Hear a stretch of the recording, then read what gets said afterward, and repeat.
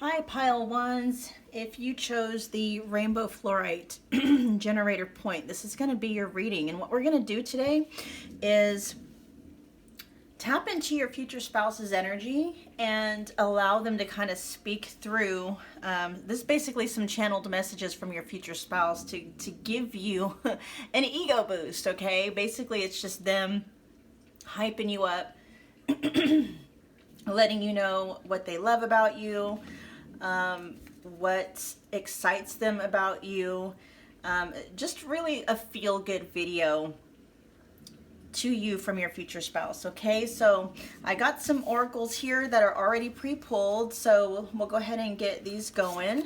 Pile one, we've got love your body. So there's a couple messages, like they're gonna love your body. They're gonna be very attracted to your physical body in whatever state or shape that it's in now.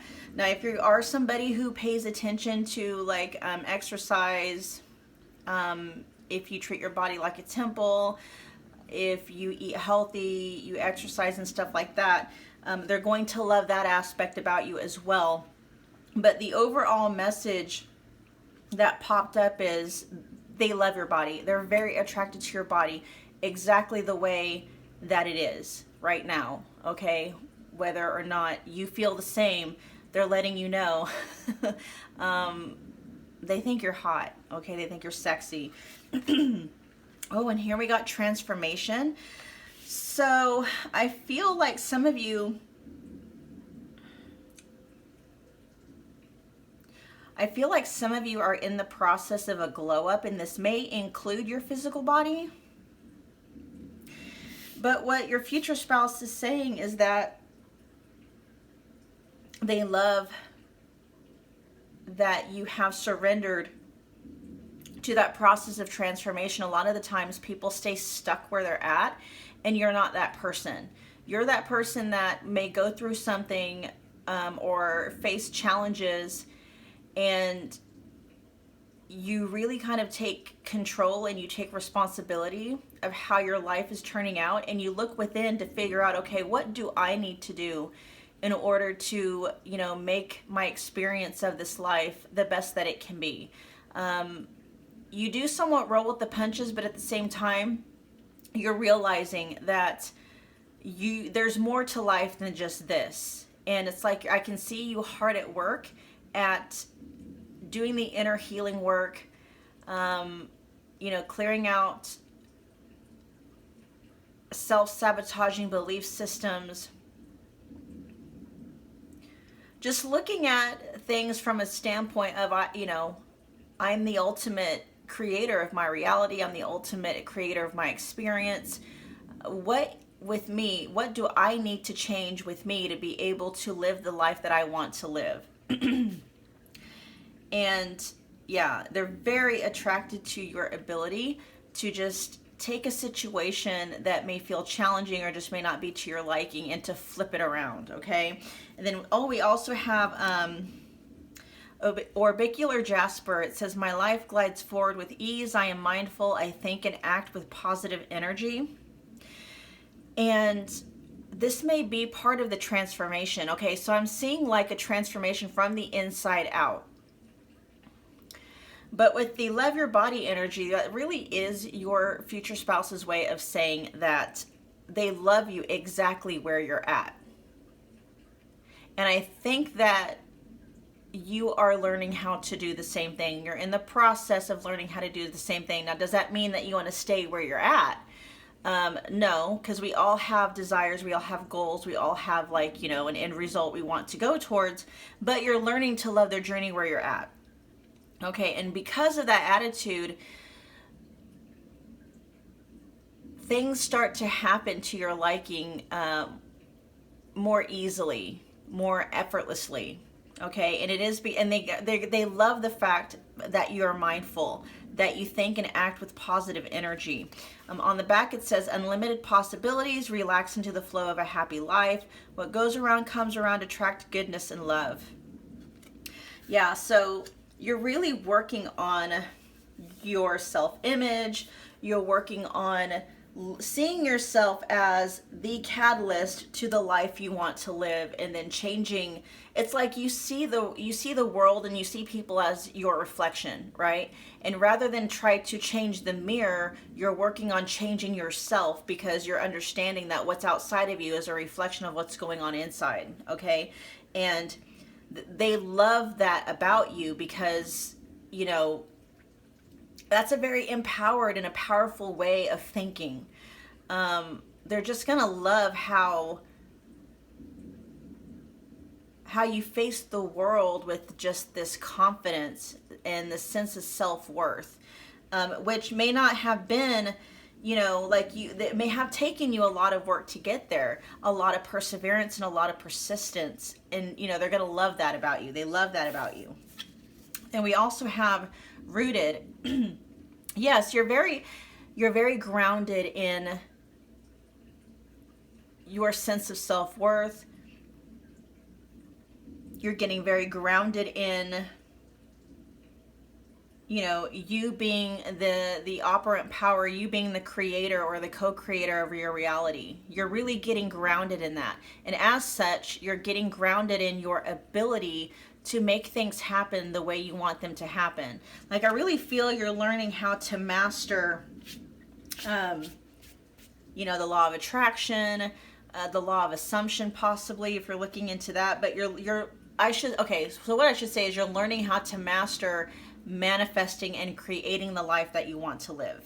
That's what it is. It's not any really particular law. You're just learning how to call in the people, the events, and the circumstances of the life that you want to experience, which is a very, empowered. It's a very beautiful place to be. Let's get some more information. We're going to delve a little bit deeper into their thoughts and their feelings about you, the things that they love. Okay, they're here to give you an ego boost. Okay, pile ones. Future spouse, how are you going to be boosting their ego?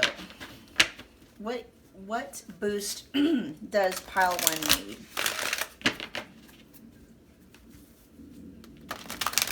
I'm hearing them say there isn't anything that you can't have, be, or do. Like, you can have, be, and do anything that you want to do. And I feel like that's becoming part of your, your self-concept, if it's not already. You can have, be, and do anything that you want, including them. They said including me. All right, let's get some more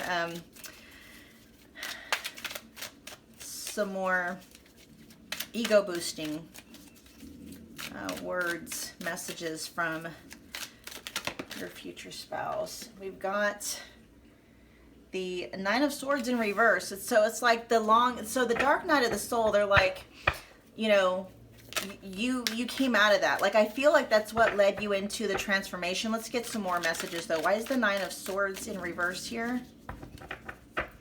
Why is the Nine of Swords in reverse here? Oh, what do we got here? Oh, the Three of Cups in reverse.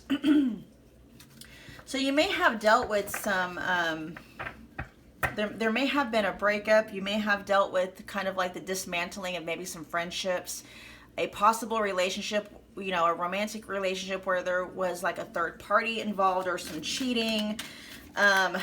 For some of you, your romantic, that romantic relationship may have involved cheating with somebody that was really close to you. For some of you, take it if it resonates. Your future spouse is like, you've been through some shit and you're still standing, basically. How strong of a personality. And I do hear you saying, like, I had no choice.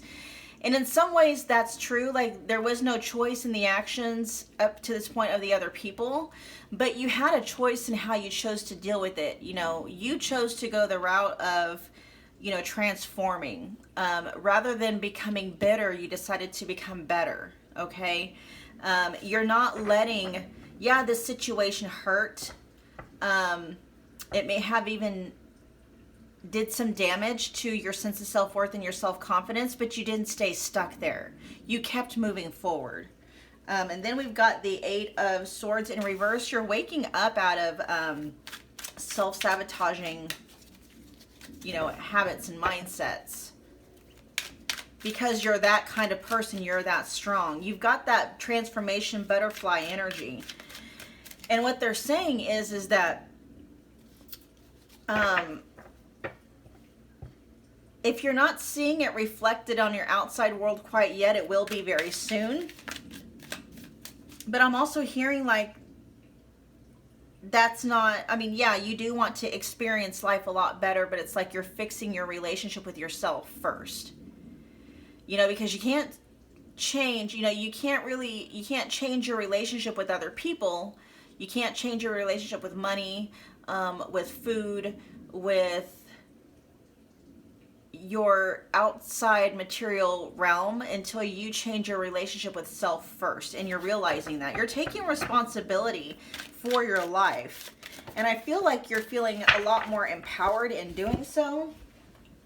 Now we got the Four. Yeah. So you've woken up, or you're waking up out of this self-sabotaging way of living and being. And I feel like you're really taking some time to yourself. Rather than like looking to jump into just another relationship to try to heal the wounds, you're taking time to heal them yourself. You're learning how to become whole and satisfied and complete in yourself. And your future spouse is like, that is beautiful. They are very much attracted to that about you. Now we got the Knight of Swords. They're ready. They're ready to come in. They want to come and sweep you off your feet, but not in like a toxic way. Why is this Knight of Swords here? They want to be your knight in shining armor. Yeah, they even have on the white horse, you know, like this is like the knight in shining armor, even on the white horse. They want to be your dream, like your dream person.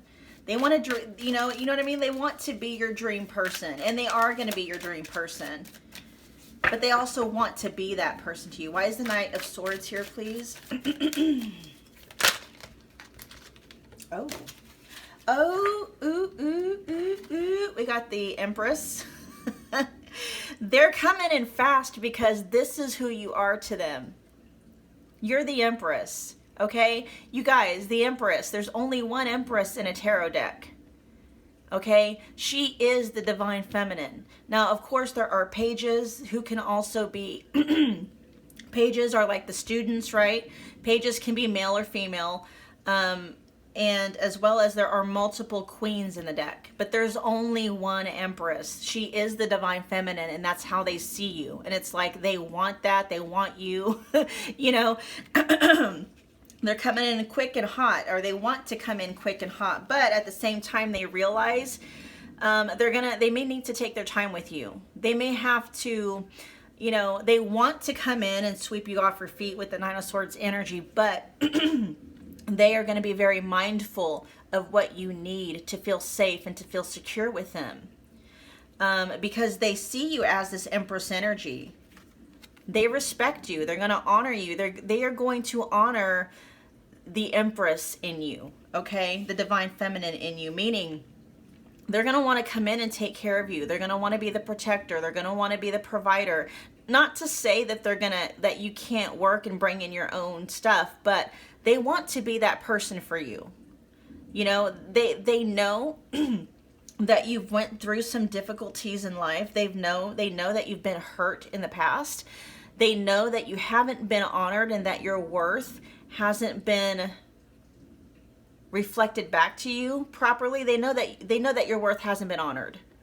In fact, they know that other people have had you questioning your self-worth for far too long. And so, you know, they want to come in and help you rebuild your sense of self. You know, they want to validate, not that you need their validation or you're going to need their validation, but they are going to validate your worth. You know what I mean? They are going to mirror your own acceptance of yourself. They're going to let you know that you are loved exactly as you are, whatever state that you're in. You're worthy right here and right now, okay? And they're very much are going to watch you very closely for cues and for clues, because they're going to very much respect your boundaries. If you are feeling uncomfortable with anything, you know, they're going to honor that. Very, very honoring and very respectful of you with this King of Pentacle energy here, okay? Okay, so let's talk about, sorry, my allergies. There's nothing that I can take is doing really anything for these allergies. My allergies, so sorry if clearing my throat may bother you.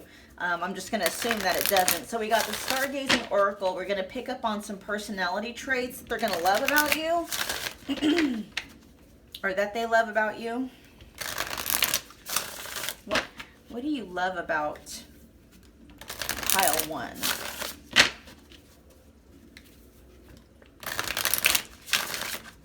What do you love about pile 1?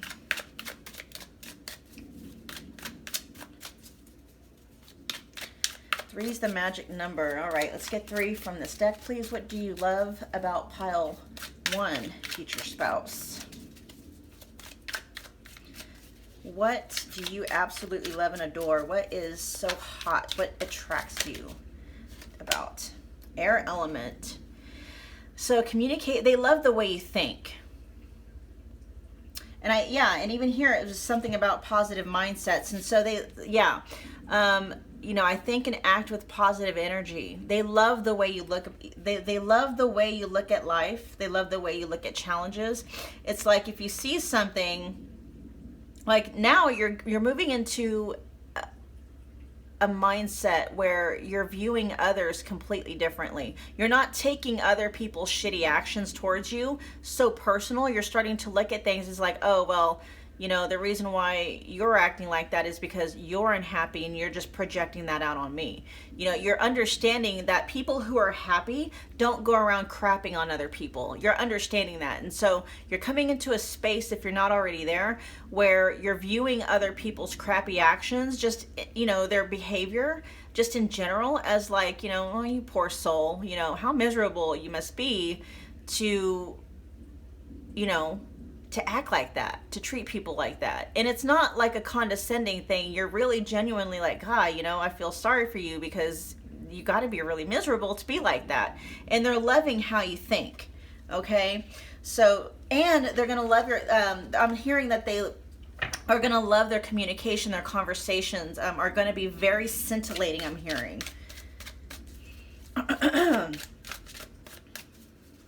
And it says here being in the clouds, but what I'm hearing is daydreaming.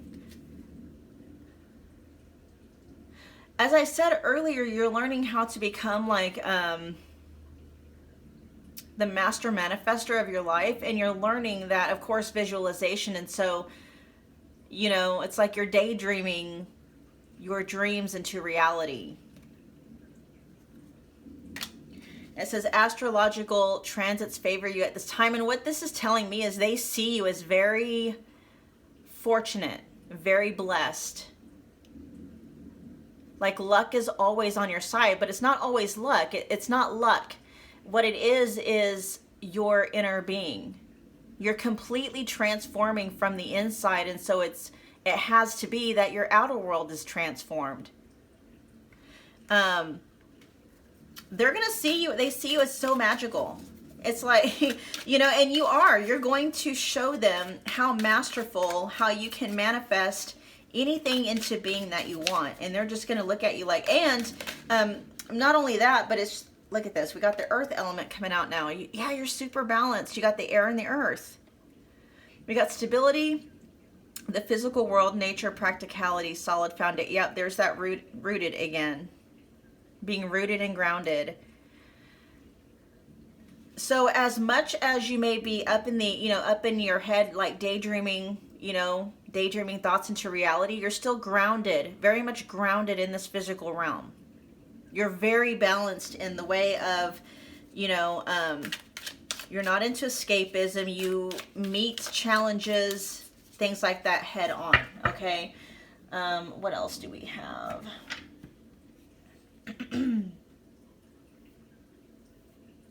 All right, let's get some messages directly from them to you, pile one. Oh, that one wanted to come out right away. This is all I know. And that's, so what they are going to love is that you have no choice now but to see things in a very positive, constructive way. Okay? And they're going to be in awe, because it's like, you know, I think they get what's going on with you, but at the same time, it's like there's so few people able to do it. You know, when you're looking at a mountain of problems in the 3D realm, you know that all you need is just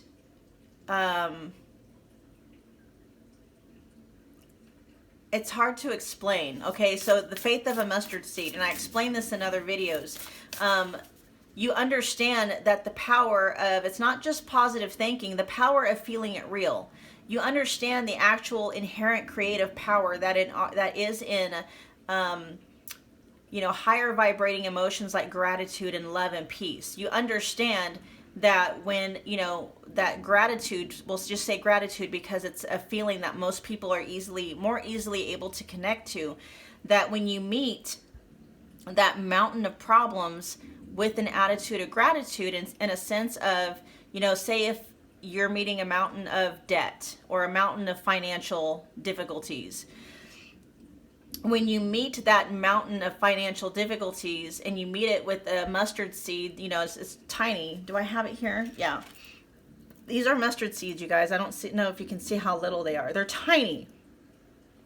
They're actually more like grains than they are seeds. But that little bit of gratitude that you throw at that mountain has enough power in it to completely obliterate the mountain of financial difficulty, if that makes sense.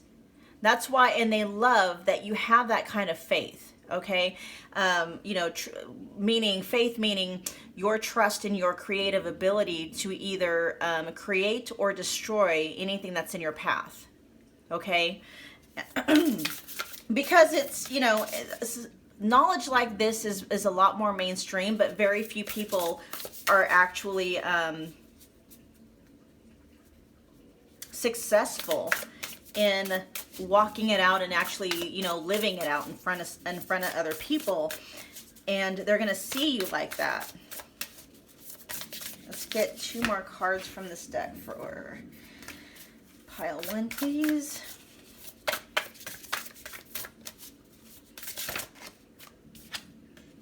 I feel like I'm walking on eggshells around you, and this is what they're saying. They're saying that they don't have to do that. Okay,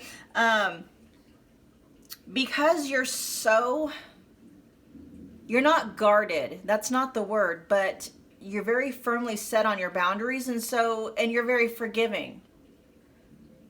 You have no problem reinstating your boundaries, enforcing your boundaries, and so if somebody's showing their ass to you, you're like, you have no problem putting them in their place, but you don't do it in a very harsh, you know, demeaning way. You're very loving. You're very, very loving. You're very respectful. You're very honoring. And so even when you have to deal with people in a kind of a firm, corrective way, you still do it in a sense where people's boundaries or walls or guard isn't just automatically erected. You know, you command respect, and yeah, you command respect, but you're not mean when it's not given. You're just kind of lovingly corrective, you know what I mean? So yeah, they don't have to feel like they walk on eggshells around you. And they say, you make me feel ways I've never felt before. Yep. It's that Empress energy. You know, no one is going to be able to make them feel the way that they feel, because there's only one you. There's only one Empress in the deck, in a tarot deck, and that is you. Okay. What else do we want to get? Let's talk about what they're looking forward to doing and experiencing with you. All right. What are you looking forward to experiencing and doing with pile 1? We'll get 5 cards from this deck. Pile 1, future spouse. What are you looking forward to experiencing and doing with pile 1? Let's give them a good ego boost.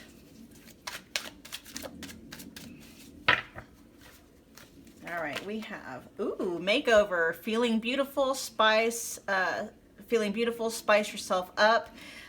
So they're gonna love the way you carry yourself. They are very much gonna love your outer appearance, okay? So we got the makeover with the love your body and the transformation. It's like, what I'm hearing is they're gonna love, okay, so they're gonna love you just naturally how you are, right? I hear that you very much have natural beauty. So, you know, you're able to dress down and you pull it off very well. But they're like, man, when you dress yourself up, it's like, you know, I'm hearing Instagram model, you know, and that's how they're going to see you. They're going to love how you dress up for them. Whether you're doing it for them or not. And I actually feel like some of you will. It's like you're going to love doing things to make your person happy. And, you know, that first time that you realize that it's like they just like you knocked their socks off and you know, got done up to the 9s, you're like, ooh, I kind of want to do this a lot. You know what I mean? Here we got free yourself of burden, stress, and negativity be gone. They're going to be so excited to experience that with you.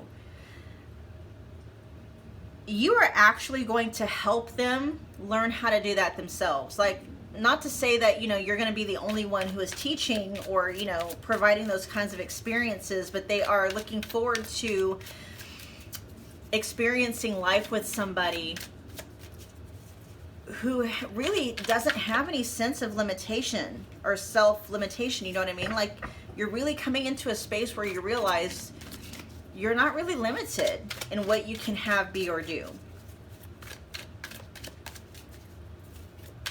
Let's get a few more cards from this deck for pile 1.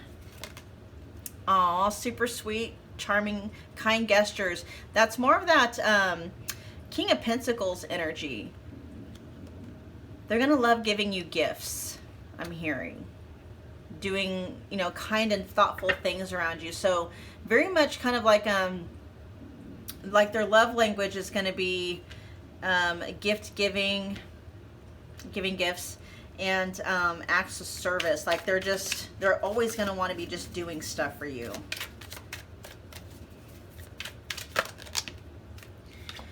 All right, and then we've got winter. So this connection could possibly be happening in winter, but I'm also hearing like for some reason winter for them is like their favorite time of year. So, you know, in the northern hemisphere where winter is around the time of December, they may be very much into holidays, you know, and the gatherings and all the parties that happen around the holidays. And this just could be them, period. It may not even be winter. It's just they love the holidays. They love the Christmas holidays, or whatever holiday that, you know, you guys will celebrate together. It's not just Christmas, I know. But they're going to love celebrating the holidays with you. They can't wait. I hear what they're saying is like, you know, they've wanted that person to do that with, you know. Yeah, they celebrate holidays and stuff with family and friends and may have even had, you know, a special person or two. But it's not going to be any, they know that whatever they've experienced in the past is not going to be any comparison to when they're able to do those things with you. And they are so excited about spending the holidays with you, their empress, their special person. The holidays, you know, Christmas time, whatever other holidays are around that time, New Year's. What's that? Valentine's Day. You're going to be super spoiled. You're going to be super spoiled. Second chances and try again. So some of you, just take this as it resonates. It may be somebody that you know from your past that's coming in.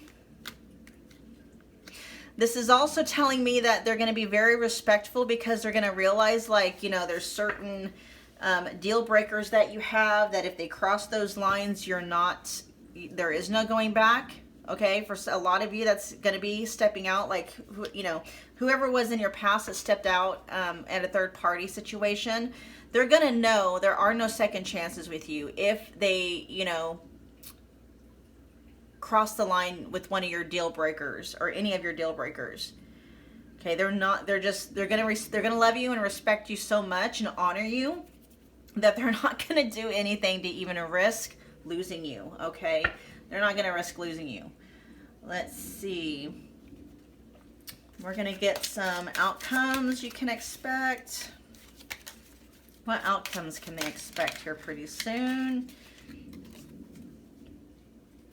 All right, we got the hammer energy coming up. And so the energy here is like working on it, rebuilding, being persistent. And it's just you keeping, oh, well, what it's saying is, like, you know, they're going to be in it for the long haul with you. For the long haul. So they want to build an empire with you with this King of Pentacles energy. They're going to be very persistent on building a life with you together. Okay. Yeah.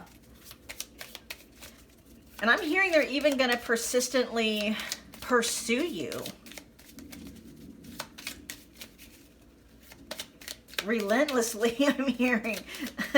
But they're not going to do it in a way, like I said, that's just going to be annoying. It's just, they're going to be very persistent, which, you know, King of Pentacle energy is very earthy, which is like Taurus, Virgo, Capricorn energy. They're very persistent. They're very steady. They're also very grounded. They're very level-headed. You know, the evolved ones, I should say. And they're going to be like that with you. Okay? A very stable, grounded, level-headed, reliable personality. All right. And I also see, like, they're like, you know, no relationship is ever going to be, and I don't want to set that assumption, okay? But, you know, depending on where you're at, what your assumptions are in relationships, this person, whatever crosses paths, whatever difficulties the two of you might have, they're not going to be the personality that's just going to bail the minute things seem to get difficult, okay? No, they're like, you know, they're like, let's get to work. If something needs to be repaired, let's repair it. If something needs to be worked through, let's, you know, let's do this, you know. They're in it for life with you.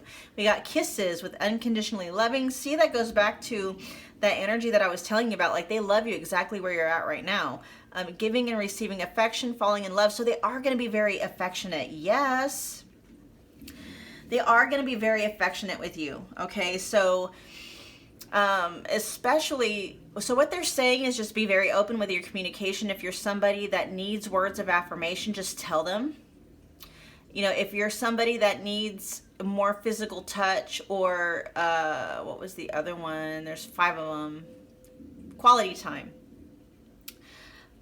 You know, just be very open and communicative with what your needs are, because they want to do that.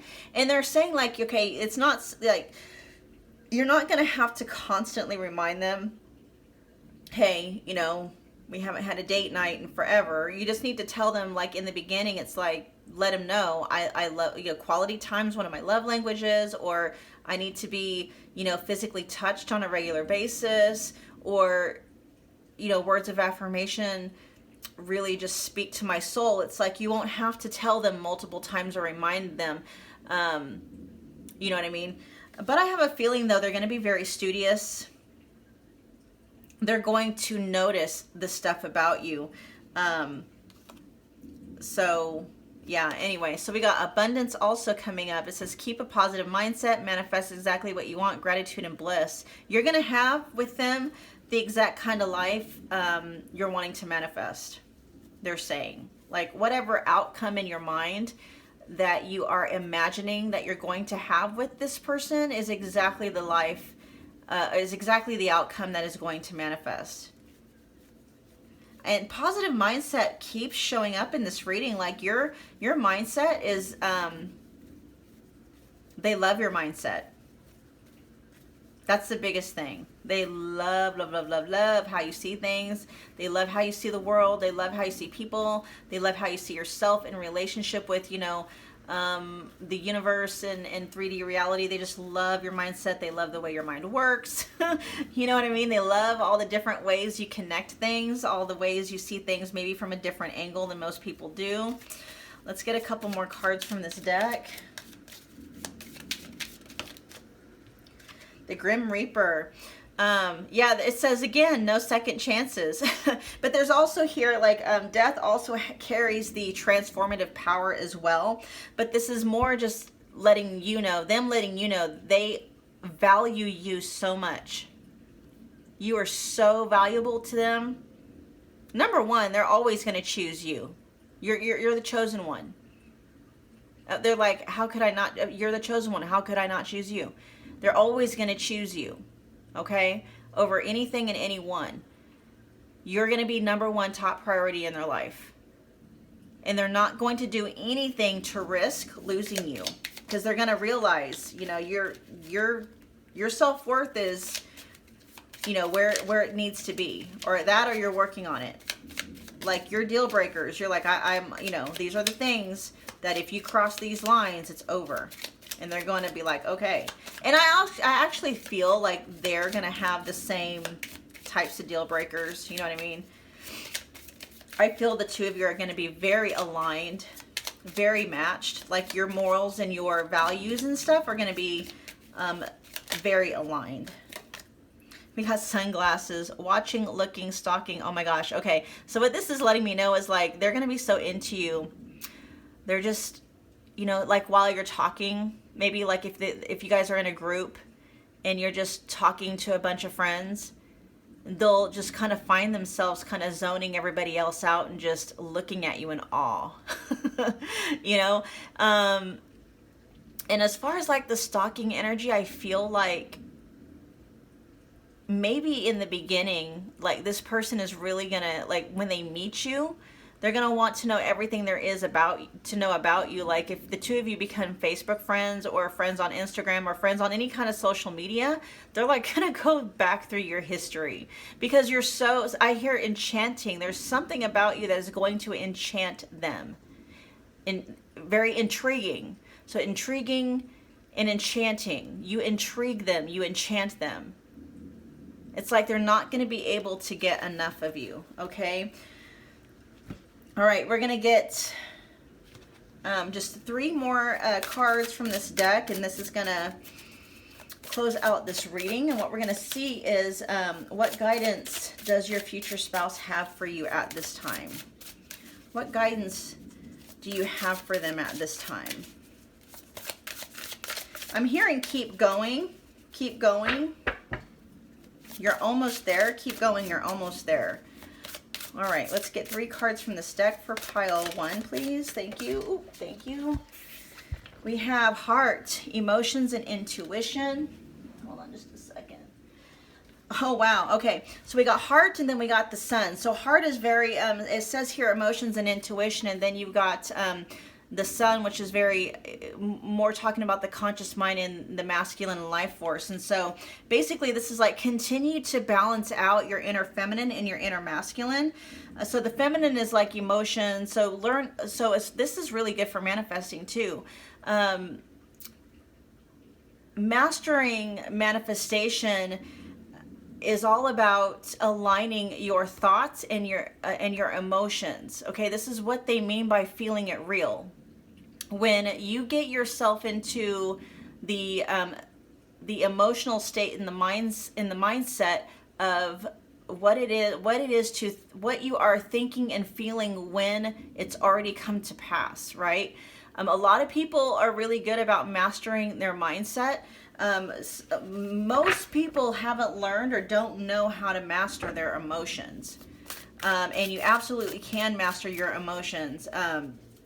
The trick to mastering your emotions though, is not the same as mastering your mindset. Okay, mastering mindset is all about, okay, we'll just, you know, flip it to a positive thought, you know, and you can actually do that.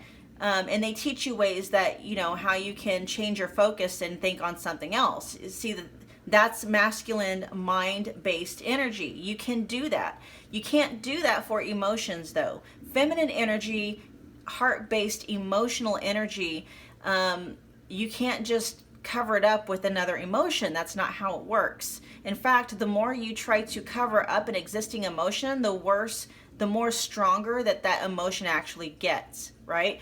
And so what you do is, that's why they say, you know, you have to allow yourself to feel the feeling, because that's how you're able to process it out of you and start to, you know, feel things on purpose. Just like you can think things on purpose, you can feel things on purpose. Okay, so they're just basically saying, you know, continue doing what you're doing. If you haven't learned yet the how to balance your inner feminine and inner masculine, because that's like the key to instant manifestation. Not just mastering manifestation, but instant manifestation. If you haven't learned how to do that, definitely look into it.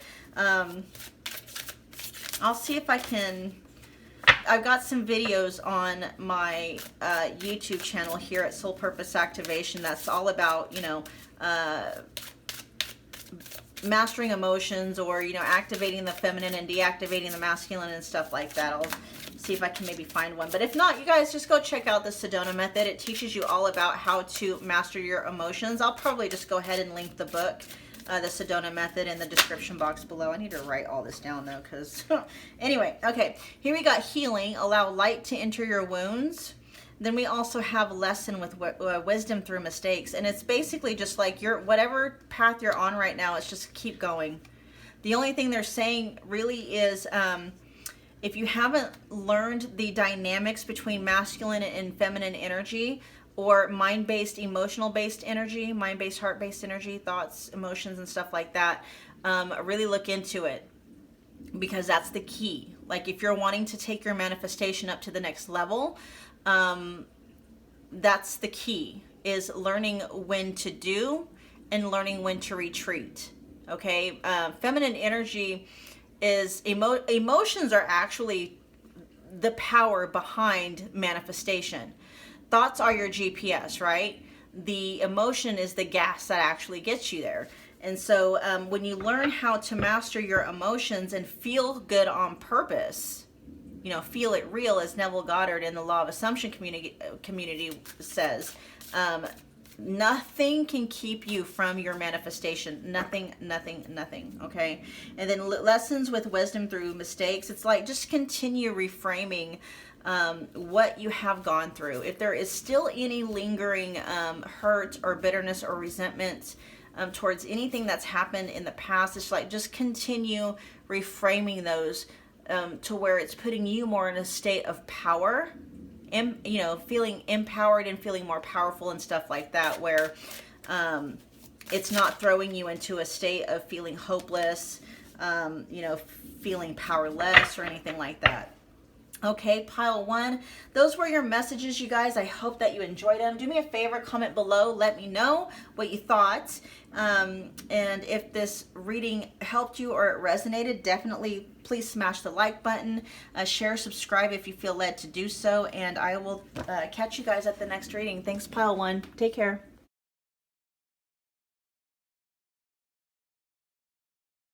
Hi, pile two. If you chose the Smoky Quartz, this is going to be your reading. And what we are doing today is tapping into your future spouse's energy and basically just channeling some information, some messages from them that is just going to kind of help to boost your ego a little bit. Okay, if you need to be hyped up, maybe, you know, you got some stuff going on and you just, you know, you need somebody to come in and give you a little boost. Okay, your self-confidence and self-worth a boost. That's what we're doing today, just to feel a good reading, you guys. Okay, so I got some oracle cards already pulled, so we'll go ahead and put these out. It says trust your feelings. We also have home, and then we've got Copper here, it says, I am a conduit for goodness and prosperity. I receive inspiration and great wealth. And then on the back it says, be a clear conduit for messages and inspiration, complete inventions, formulas, and creative works, amplify courage and confidence. So there really is like earth energy that's coming from you guys that this person feels. With home here, I really feel like there's a couple of things that's coming out. They are going to feel at home with you. Like you are going to what makes you make their home. Okay. Like whatever space the two of you may occupy together, it's not the house itself, it's you. You're the home. Okay. So it doesn't matter where you live, where you guys go, or anything like that. It's like you're their home. And I'm even hearing like they'll do whatever they can to be with you, even if that means they have to, you know, move across oceans, you know. And I'm hearing they even moved across oceans of time to be with you. Interesting. With trust your feelings, you're just somebody that's very connected to, you know, you're very intuitively sensitive. There's times when you follow your gut, you follow your instinct. You know, you may not know consciously, you know, there may be options and you don't have any really information or feedback against which way to go in the 3D realm. And so you'll like tap into your intuition, you'll tap into your higher self. You know, you just have these gut feelings, these intuitive nudges that you're able to know, okay, this is the best way to go, without any external feedback whatsoever. And they're just going to be kind of like in awe, like, wow, you're kind of magic. You're kind of magical, right? And so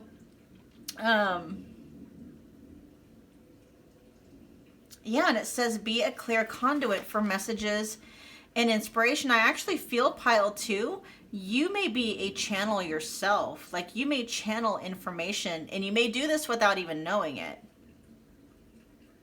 You may do this without even knowing it. You may be the kind of person where it's just like when you start to talk to somebody about something, all of a sudden you just start channeling, you know, you tap into like a higher power. I shouldn't say a higher power, like your higher self that is connected to, you know, universal truth, knowledge, wisdom, and stuff like that. You just tap into that and you just start channeling, like this information just starts to flow out of you. I think a lot of you do this without knowing. Some of you have are knowingly tapping into this information. And so I'm kind of hearing like you are their oracle. I'm hearing like anytime they're going to come to you anytime they need an ego boost, just because you're that person to them. I mean, it's going to be a very mutual energy, but it's like, that's how they see you. You're so valuable to them. It's like whenever they need an ego boost, you're that person. You're the one they come to when they want to feel better or anything like that. It's very much a mutual thing, because that's how much of a pedestal, that's how high this pedestal is that they put you on, that you are on. All right. Let's get some more information. We'll dive a little bit deeper into some more information from your future spouse. Let's get some more information for pile 2's future spouse. What do you love about them? What is so attractive about pile 2 to you, future spouse? Let's give them a nice ego boot. Let's hype them up today. How do you want to hype them up today? Pile 2's future spouse.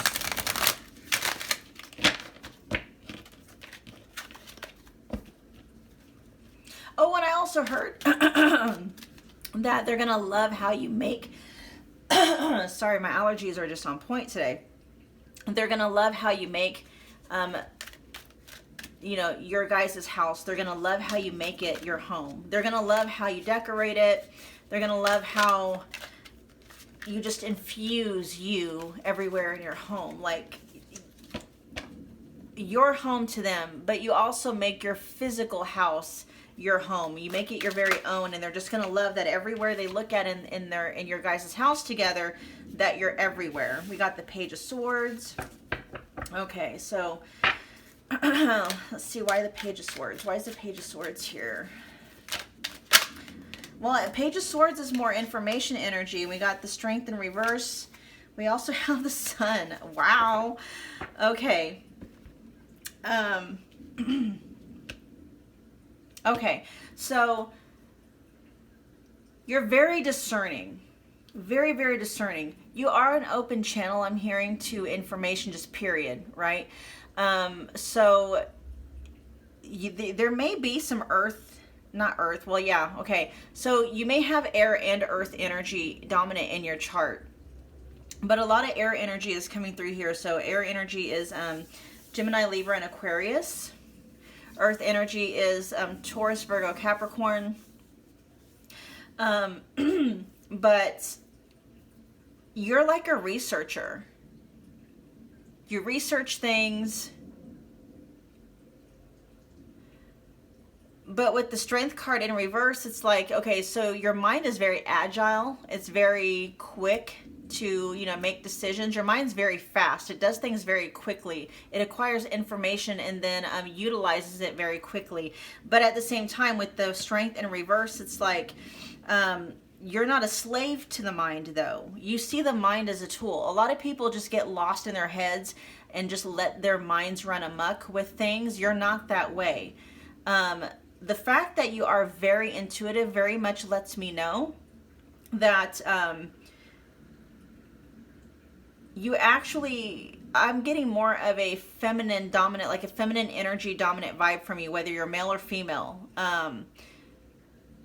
You're very tapped in to the unknown, the unseen realms, different dimensions, and you wouldn't be able to do that if your mind was out of control. If your mind was just, if it was all ego. So that's what it is. It's like you have this magnificent mind, but you don't let it run the show.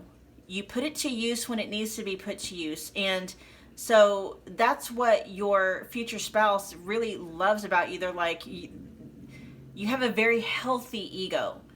Very healthy. Most people totally identify themselves as their mind, and so as such, they're just completely cut off from the reality of what truly is. You're not that way. You're very good at using your mind as a tool, but your mind does not run you. You run your mind. Okay? And then we got the Sun here. This is basically how they see you. Sun is, Leo, but I'm really picking up, I don't know why I'm picking up Taurus energy. Taurus energy is coming through strong. But we got the Sun and then we have Strength, and both of those are both Leo energy. So there may be some Leo aspects in your chart. So Leo is very confident, not afraid to shine, and this is what they're saying about you. God, you're a really healthy balance, honestly. Because you have this, okay, you're a very healthy balance of both. You're a healthy balance of mind, healthy balance of ego, healthy balance of masculine and feminine energy. Like, I can see you shining like Leo energy, but there's nothing egotistical about it. You're still very much grounded. Did we even... Oh, here we go. I didn't even turn this over. Okay, here we got cosmic order. So you're just very trusting in the way the universe works. You're very trusting in, you just trust in things. You're very tapped in and very at home in your feminine energy, which feminine energy is like, okay, I don't need to know everything.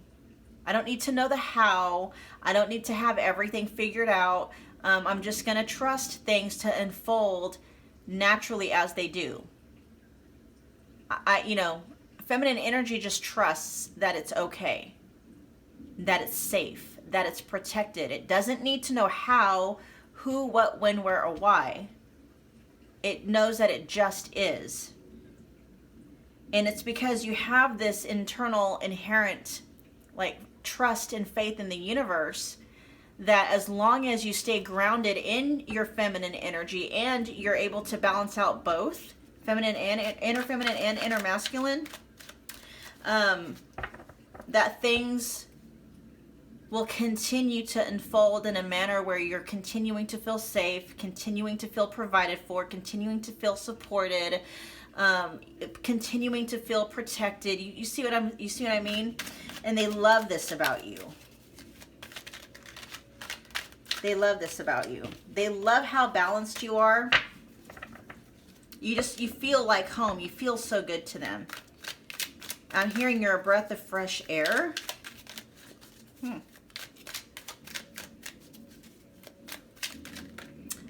And they're saying that you are, you know how people say you're my world, right? They're saying, no, you're my sun. They're like, I need you. They're like, I revolve around you, which, you know, sometimes can be, they're not saying it in a codependent kind of way. It's more just them letting you know, like, you're that person, you're that valuable, you are that important, you're that, you know what I mean? All right, let's get a few more cards. We have the Three of Cups. They're ready to just enjoy life with you.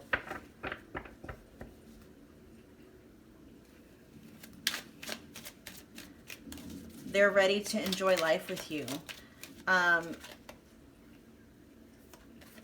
this is the Three Graces, but right here, this little girl, well, this looks like a little girl. Huh. Let me pull some more cards before I say the message that I'm hearing wanting to come in. Okay, I'll just say it. The message that's coming is they're saying, I want a little girl that looks just like you. Like, they want to have a daughter. They want to have a little girl with you that looks just like you.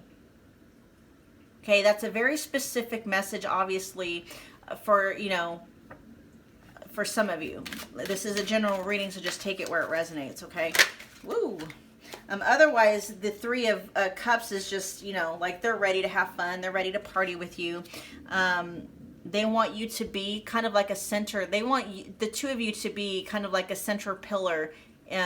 Like, where their friends and family go, you're like, you're on a pedestal above and beyond, right? Like, they're always going to choose you. We got the Chariot, so they're ready to come in for you.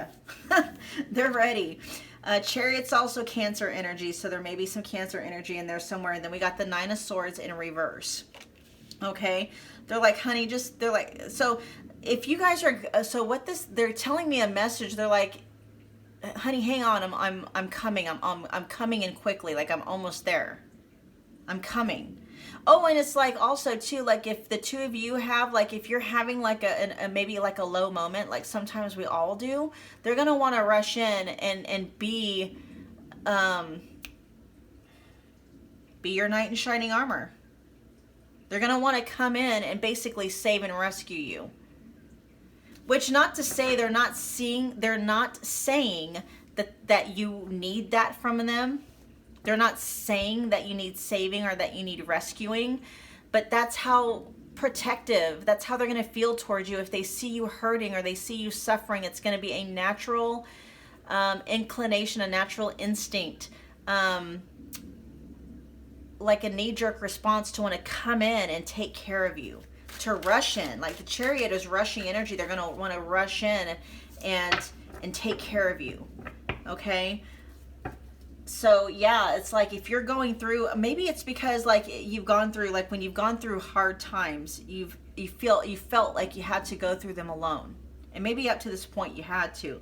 But this person is like, you don't have to do that anymore. It's like they understand they're not going to be 100% able to fix, you know, like, whatever is causing you pain, especially if it's something related to the past, right?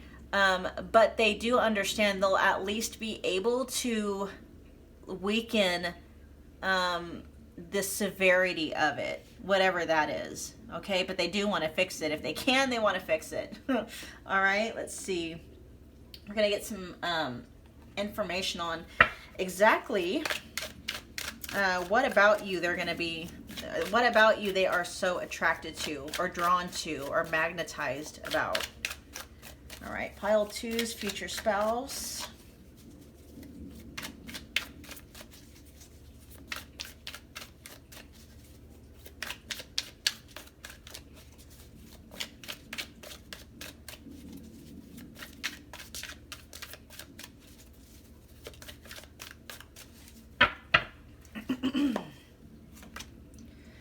All right, we've got the air element, so they're going to love the way you think.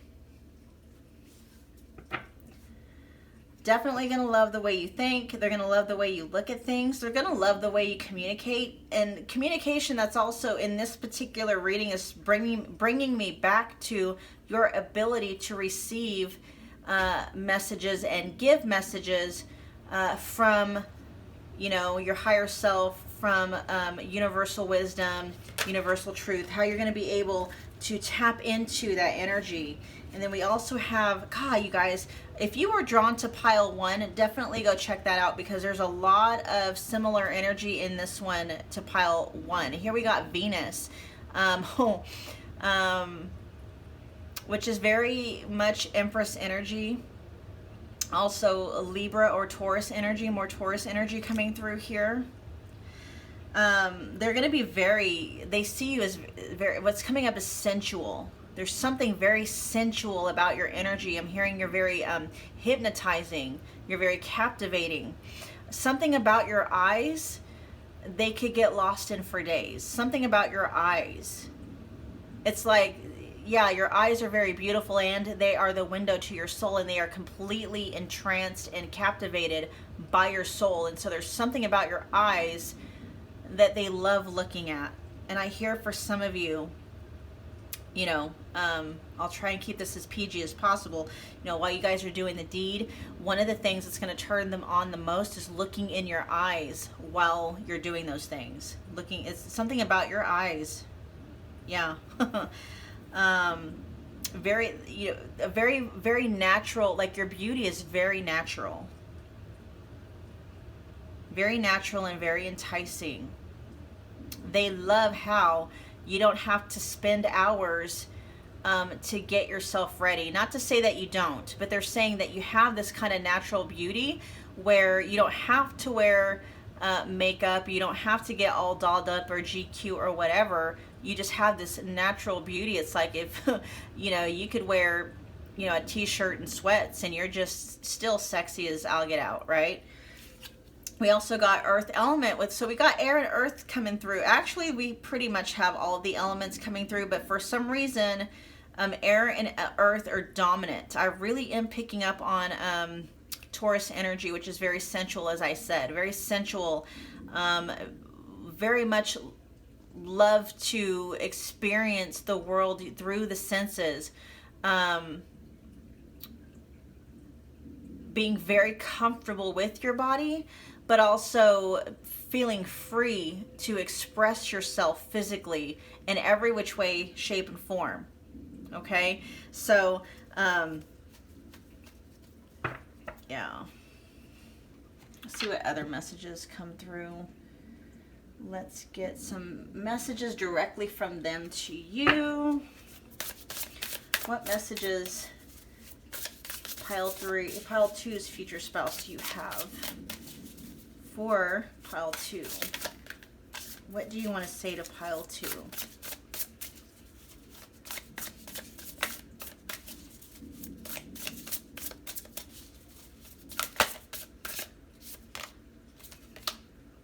You're like honey and sunshine. There's more of that sun energy coming through.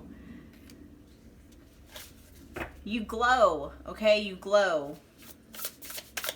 You're like the sun. You're their sun. That's how important. That is how necessary you are to them. Okay. We also have there is someone else. We'll have to see what that's talking about. And then we also have I'm confused about what I want right now. Okay, so there is some energy coming through about, and I'll have to get some more information on that because it's kind of, I'm not really making a connection. Three Cups energy can also talk about like third party.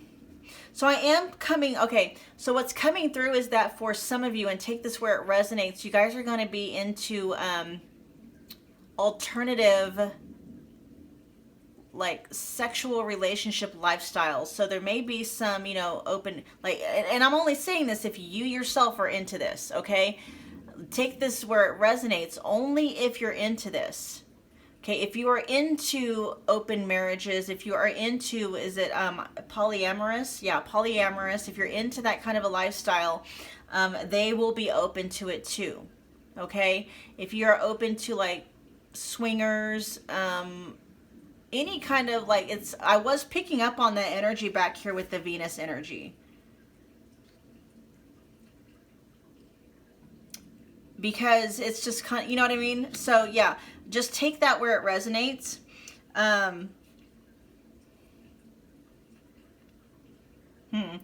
There's another message that's wanting to come through for this one. Let me clarify that real quick with the tarot. Where's the tarot at? What am I using? Oh, here we go. Okay. Why is I'm confused about what I want right now here?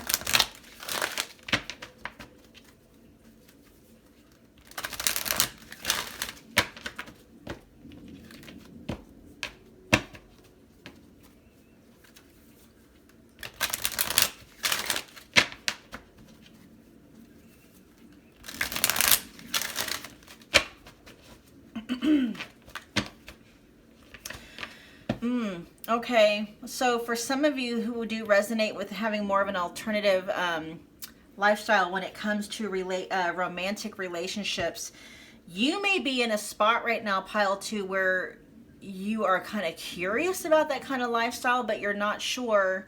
You're not sure about how you feel about it.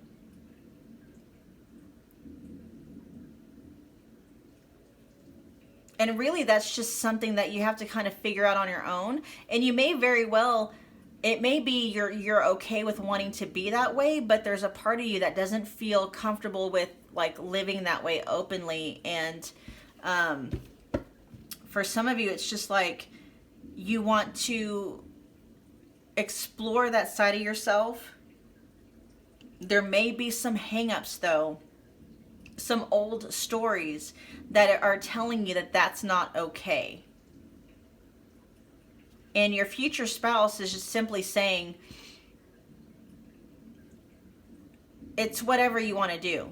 If you want to explore that kind of a lifestyle, they'll be right there exploring it with you, okay?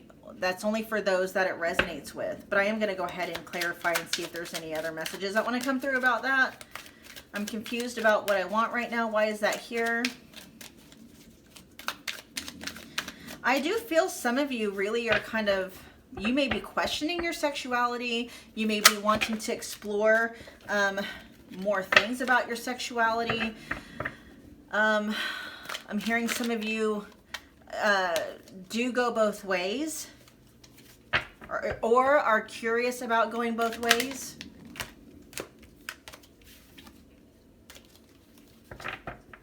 And your future spouse is just simply saying that that's you're okay in that spot. You don't have to have everything figured out that way. You know what I mean? I think it's more of a thing of like there are some taboos, like you've got some maybe outdated, there could be some religious things involved in there, but there's something deep, like there's this desire to want to explore your sexuality, whether or not it goes beyond, you know, it doesn't have to be to an extreme where it's an alternative kind of a lifestyle, but it could just be something where you possibly want to be, you know, have a future spouse, but you're like, I'm not sure yet if I want that person to be the only one that I have sex with.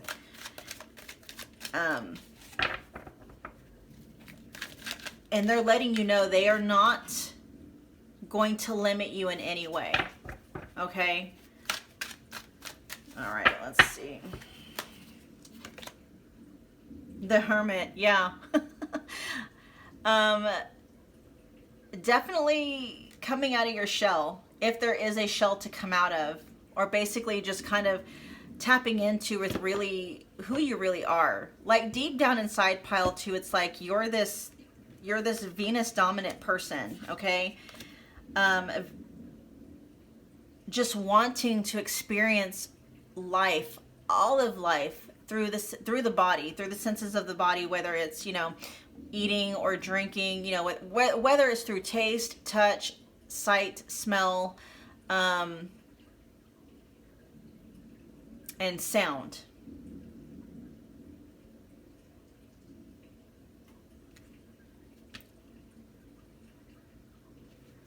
Yeah. Huh. Okay. You guys, you'll have to comment below if you want to. Just let me know what you thought about that. We got a few more cards we're gonna pull from. Let's talk about a few more decks. Let's talk about what your future spouse is looking forward to experience with you.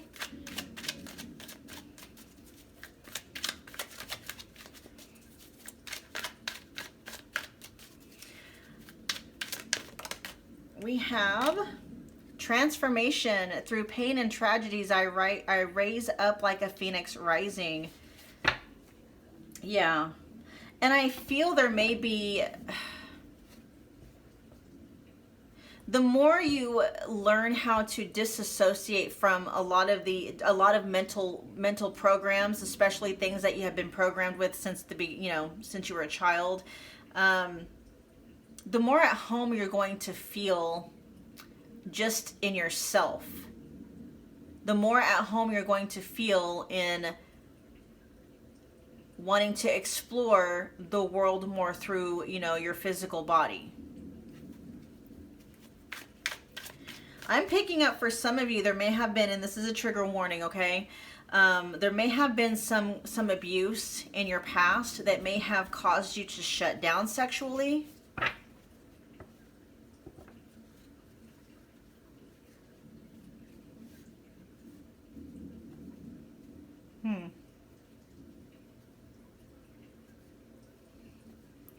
And you're really starting to go through the kind of like this transformation where you are reconnecting to that part of yourself again.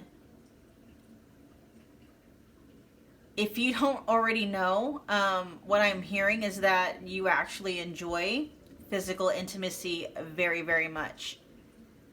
Many of you are going to have very little boundaries when it comes to what you do in the bedroom and with whom or how many even, okay? And I feel like this confusion, this energy is really coming from your end. And, you know, your future spouse is going to be there for you either way. They're really just coming through to tell you it's okay.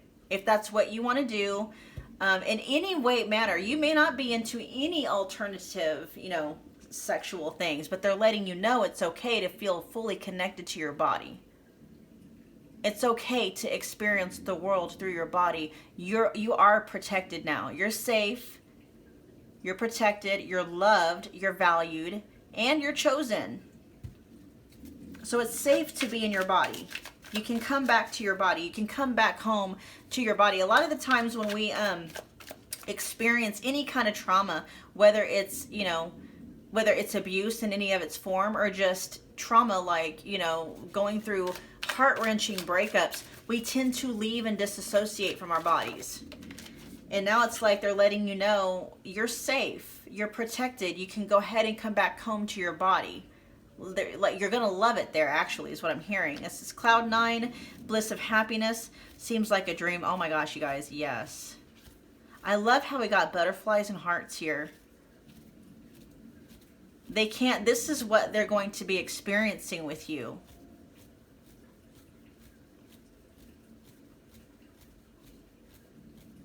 You guys are going to have a lot of fun together. A lot of fun. Yes, you guys are going to have a lot of fun, you know, in the bedroom. But outside of the bedroom, you guys are going to have a lot of fun in that way as well. That's too many cards. Let's get 3 more cards from this deck, please.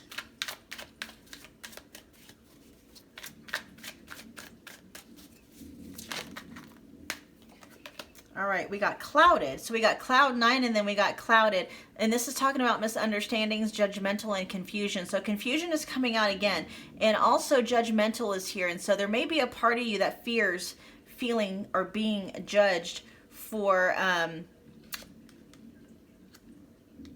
wanting to indulge more in the delights of the physical body. What's really coming through, though, is sexuality. Something about sexuality.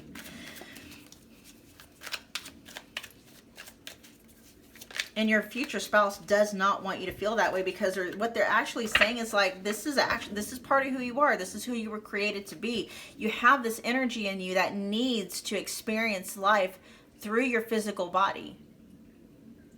You know, God, this is kind of turning into an 18 plus reading, but what's coming to mind is like, you know, the way, I don't even know if I should say it like this, but, you know, when children are young, they're very curious about their bodies, you know, and as parents, we tend to want to stifle that. And of course, you know, we definitely want to protect them from predators and stuff like that. But there's almost like a shame attached to it, when really it's just supposed to be something natural. I mean, children are curious about everything. They're curious about everything, not just their own physical bodies, but of course they're going to be, you know, curious about their own bodies as well. And it's like, you need to be okay in that too. If you're curious about your body in terms of sexuality, it's like, because you fear judgment from either someone or like something that you deem to be a higher power. You know, your future spouses just want to come through and really kind of provide a sense of comfort there for you. And here we got quality time showing up. So they're definitely going to want to spend a lot of time with you. They're going to want to spend a ton of time with you doing fun things. They're going to want to make memories with you. Let's get one more card, please. They're looking forward to taking lots of pictures with you. Surprise, gifts, and the unexpected. Yes. So I'm telling you this. If you were drawn at all to pile 1, go ahead and check it out, because there's a lot of similar energies here. But your future spouse is definitely, they cannot wait to spend some quality time with you, and they cannot wait to like give you gifts to show you little tokens of affection through gift giving. Okay, we got a couple more decks. Okay. So what's the outcome that you can expect? What outcome can you expect here? Well, tell us about the outcome. What can pile 2 expect? How many cards do we have here? No, it's too many. We'll get 5 from this deck, though.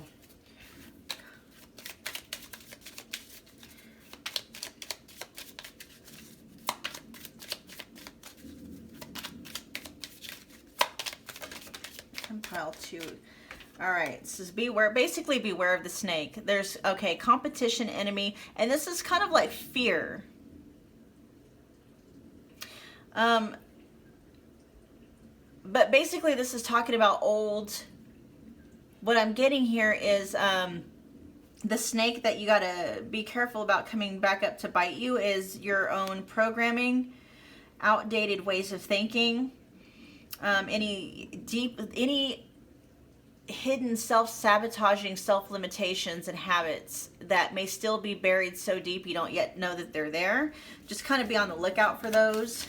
They may be popping up, and they may already be popping up. Here we've got breakup, separation, stop the pattern. So there may be somebody in your past as well.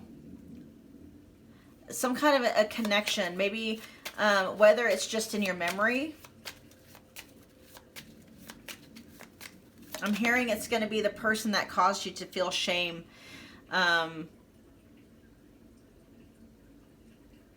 About wanting to explore your sexuality, or the person who caused you to just want to completely disassociate and leave your body in the first place.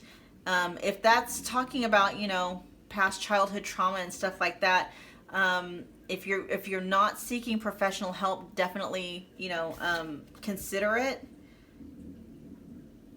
I gotta say that. We got hand of cards with take a chance, risk, being strategic, options, not showing hand, and gambling. God, I really do feel like a lot of these messages have to do with your comfort in your sexuality, your comfort just being a sexual person, being a sexual being, just allowing yourself to enjoy sex. I'm saying a lot of that word. I'm hoping I don't get dinged. All right, let's get one more card from this deck. One more card, you guys. Jeez. You're just like, no, I want to keep talking. Okay, one more card. Max 2. Let's get one more card from this deck, please.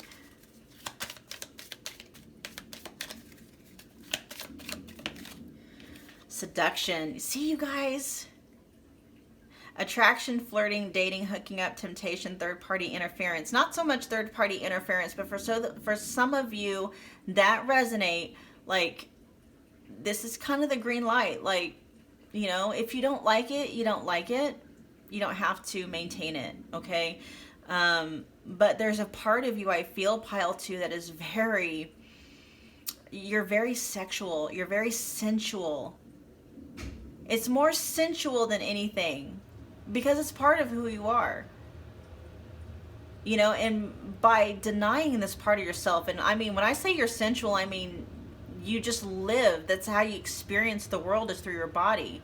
You know, sensual meaning you're very connected to your sense of taste, your sense of smell, the way things feel on your skin. Not just, you know, not just lovers, but clothing. You know, you just very connected to that part of yourself. It's like, go ahead and come home to that part of yourself. I mean, you're going to be seductive without even trying to be seductive, just because that's who you are. You're just naturally sexy. You're naturally beautiful or naturally handsome. You're naturally attractive. But the energy that you have, the way that you carry yourself, it's just who you are, is just magnetizing. Okay?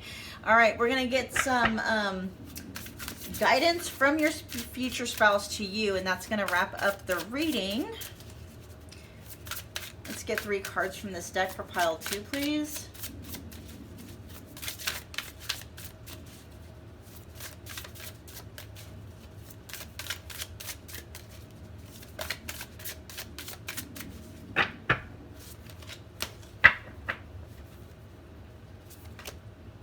A new beginning. Have courage to open a new door. Stillness, a lack of movement. And guidance. You are divinely guided. Yes, you are. So here's kind of that dichotomy, because there's something telling you basically to take action, and there's something telling you to kind of like hang back. But really, this is just showing you what it means. Like, just basically know when to take action and know when to hang back. And you'll know the difference between the two because you're being divinely guided. You're very, very connected to your higher self. You're very connected to your spirit guides, to the universe, to God, source, whatever you want to term it as.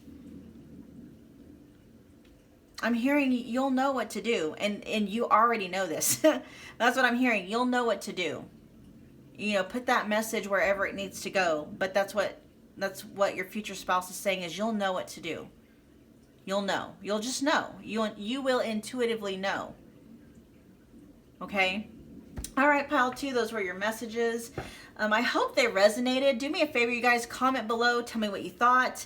If you enjoyed this reading, make sure you smash the like button for me. Share, subscribe if you feel led to do so. And I will catch you at the next reading. Thanks, you guys.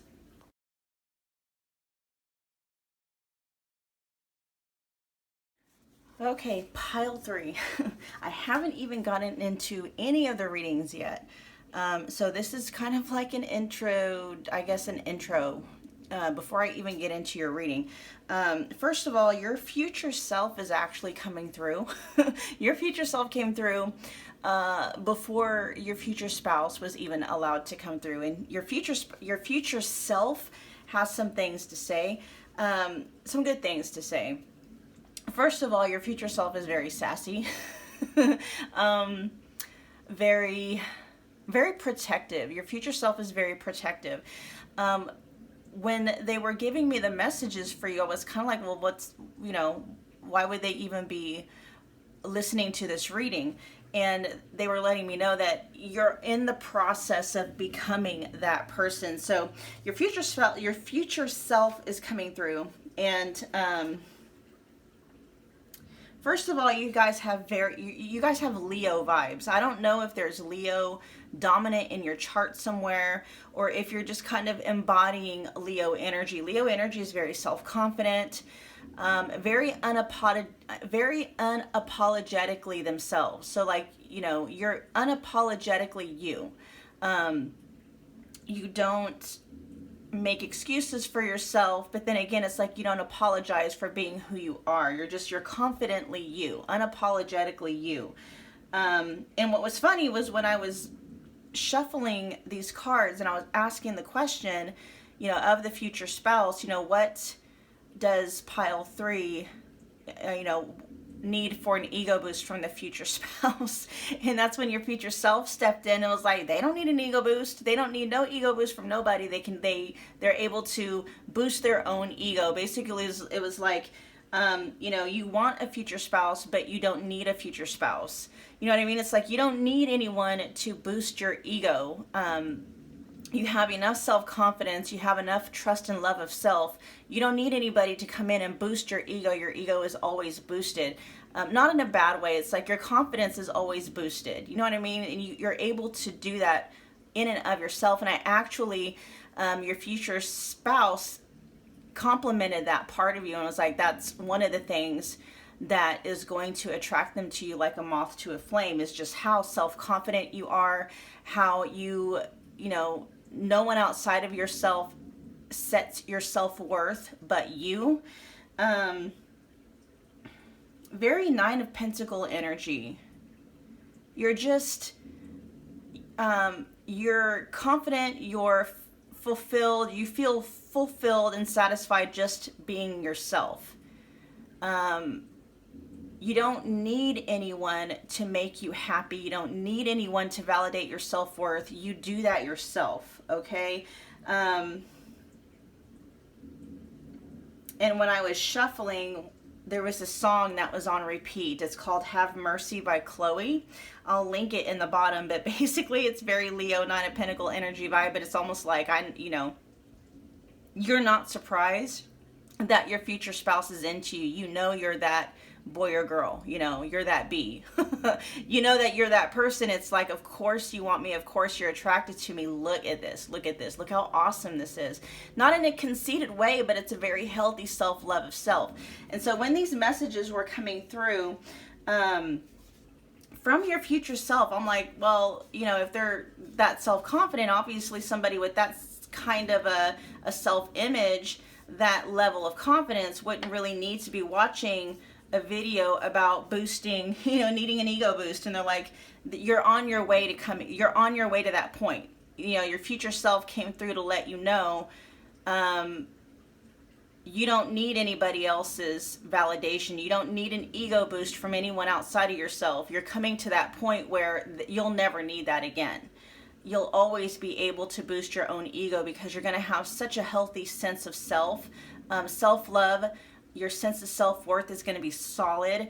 And so there's never going to be a point where you're going to need somebody outside of you to validate you, to boost your ego, to boost your self-confidence or anything like that. Okay, now we're going to go ahead and get into your actual reading. All right, pile 3, we are back with your actual reading. Okay, so if you chose the Aura Amethyst, this is going to be your reading, and we are going to be checking into, actually tapping into the energy of your future spouse and channeling whatever information they want to have come through in order to kind of give you the ego boost, okay? Not that you need it, but we're going to do that anyway, okay? Because I think your future self came through and just blew whatever your future spouse may have had to say out of the water. All right, so I'm just looking back over the notes from earlier again. Yeah, okay, just to kind of refresh my mind because some time has passed since I actually did your intro to this. Okay, so let's just get into your reading. Let's see, I pulled some oracle cards first. Here we've got, yeah, let your true self shine. We also have prosperity. This has that Nine of Pentacles energy. Look at, and then look at all the yellow coming through. See how much, there's definitely a lot of Nine of Pentacles energy here. I'm also picking up some Empress vibes as well. There's just a lot of magic, just magic everywhere. It's like you're magical. Then we also have Peacock Copper. I confidently show my true colors to others. I am fabulous. You guys, I'm picking up on Leo energy with you guys. Yeah, I think I already said that. Leo vibes. Definitely some Leo energy coming through. It says improve optimistic outlook on life, increase happiness, feel confident and comfortable, embrace ability to be in the spotlight. Oh, wow. Which, you know, that's Leo. You know, Leo, very, very comfortable in the spotlight. Not only comfortable in the spotlight, almost demands it. Commands it, I should say. Okay, so your energy pile 3 is that you command the spotlight and you own it when you have it, like it's yours. Okay, and then we got the moon. So this is an interesting dynamic here, because while you have all of this amazing confident ability, there's like your still waters run very deep. You are a very passionate person. So what lies beneath the surface is just as powerful and as beautiful as what is at the surface. In fact, I believe that's where all of this beauty is coming from deep inside. It's not superficial at all. At all. Your beauty is not superficial. All right, let's delve deeper into what your future spouse is going to say. Oh, and referencing back to that song that I mentioned in your intro, I just now found out, my son told me that I guess now that song is, you know, he heard it on TikTok. So I don't know if it's really big on TikTok. Maybe you've already heard it. Just definitely, you know, check it out. At least check out the lyrics. But it's got Leo energy, you know, I'm that boy or girl energy, you know what I mean? It's got that energy to it. It's that confident. It's that, you know, like I own this, you know, this is mine. This is my pedestal. This is my spotlight. Not in a condescending way, not even in an egotistical way. It's just, you know your worth, you know you're deserving, and you know that, you know, you own that spotlight. It's yours. You know, there's no shame in saying what you own. You know, if you own a nice car, there's no shame in saying that's my car. You know what I mean? That's my car. Get off of it. You know, that's basically what it is. It's not downing the other person. It's just like, you know, you're not going to take what's mine. You're not going to you know, or try to take command or take ownership of what's mine, you know, and that pedestal, this pedestal, and this spotlight is mine. All right, let's get some more information. What beautiful things does pile 3's future spouse have to say to them? We got the Page of Swords in reverse. Oh wow, with the Queen of Swords right under it. Okay, so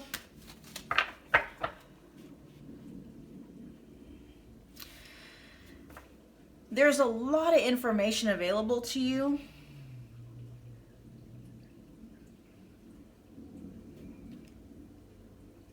So that obviously with the Page of Swords, and then you got the Queen of Swords. So the Page of Swords is in reverse. So sword energy very much is talking about communication. The Page of Swords usually denotes something about social media. See, you're flashy without being flashy. You're glamorous without being, you know what I mean? No, you are glamorous, but you're flashy without being flashy. Like, people are flashy kind of in a sense of, you know, look at me, I'm special, I'm this, and you're not like that. Like, if you're somebody that posts a lot of things on social media, or maybe you post, pictures of you out and about enjoying life with friends and family and stuff like that. There's substance to it. There's people, and people can tell the difference. It's just an energy that emanates from someone when they're doing stuff like this, right? So you have people who are just basically attention whores, who that's why they post stuff on social media, because it's like, look at me, aren't I fabulous type of thing, because they crave that attention from others. That's not you, though. You're very mature and you're very responsible with the information that you share with people, as well as the image that you portray, because I do feel at the very core of who you are, you're a very humble person. Your self-worth and your confidence is intact. You have that Leo energy, and not that Leos are not humble, but you are very humble. You may post a lot of things on social media, but I feel like there's a lot of substance to them, to whatever it is that you post, whether it be selfies. You may even post some selfies. We got the King of Wands coming up in reverse. You're very careful with, you're strong. Okay, so that your influence is very strong. You know this intuitively. And then you've got the 4. Yeah. Okay, so I think pile 3, I think you know what kind of sauce you got. And you're very careful with, how do I want to put it?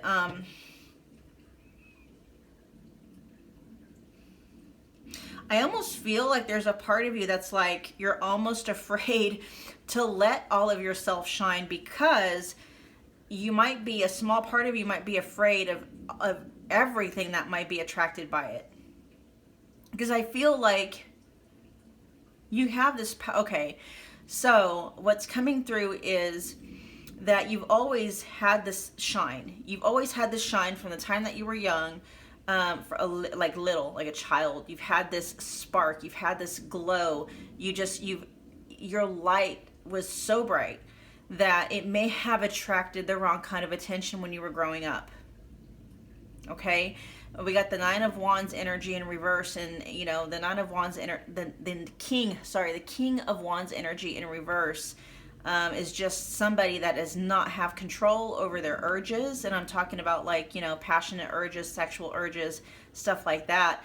Can also be talking about someone who has a tendency to be very narcissistic, very conceited, very self-centered, and someone who would more or less look at you as a trophy, like a possession to be claimed, a possession to be owned. And because of this light that emanates from you. And there may have been a point where you shut that down. It's like, I can't shine as brightly as I do, because when I do, it causes other people to behave in certain ways that hurt me. And so, whether you made this a conscious decision or not, it was a self-preservation thing. So, you did things to dim your light, or you withheld your light, you withheld your fabulousness, you withheld, those things, because you're like, if I show up fully as who I am, it's going to cause other people to want to hurt me somehow. Maybe not outright or directly. Okay, I hope this is making sense. And so you've been withholding your light and your fabulousness, not only from yourself, but from the world, because you've been afraid of attracting more King of Wands in reverse energy. But like I said, I feel like you're coming at it, like your future self coming through being like, because I was having that question. I'm like, why, if this person, has this kind of confidence that they don't even need an ego boost from a future spouse? And that's kind of like what it is. Well, you're in the process of restoring that. Getting rid of everything that has caused you to want to block your inner light from shining so bright.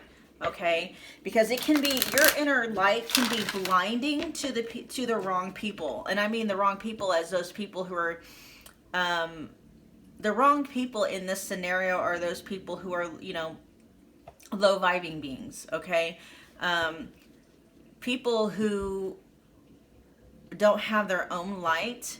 So not only do they want to, you know, take the light of others, they actually want to shut the light down because it's intimidating. It's intimidating for people who have low self-esteem, low self-concept, and who don't, you know, come from a place of self-empowerment.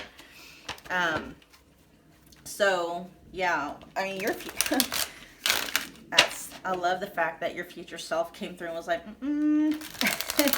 kind of giving you a heads up, like, you know, you're good, because this situation where you are withholding your light from the world, out of the need to self-preserve, out of a need to stay safe, to feel protected, like that was your way of protecting yourself.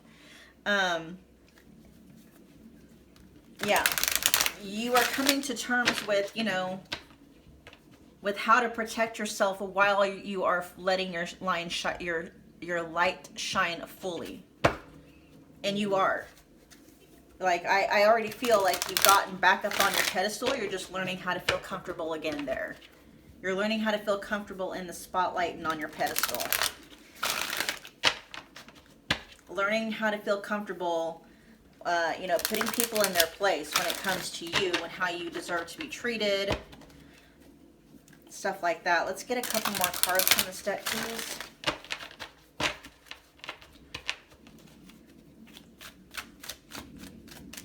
You're smart. You're very smart. I'm hearing you're smart as a whip. Very intelligent, very discerning. You're very careful about what information, about the information that's being shared with you. You don't just accept anything and everything as truth anymore. You may have somewhat in the beginning. Oh, I'm not feeling that energy so much from you though. But you know what? With this energy, the energy of this moon here, there may have been a part of you that was very, you know, very sweet, very caring. I take that back. I do believe that you were somebody, because you yourself were someone who had no problem being authentically you. And so it was just a natural assumption for you to believe that other people were being authentic as well. You would take people at face value, basically, and then you learned that that's not the case. In fact, it's getting a lot better now, but you know, years ago it was not. It was actually more often than not that people were presenting a false self, you know, a masked self, and they would tell you that they were somebody that they weren't.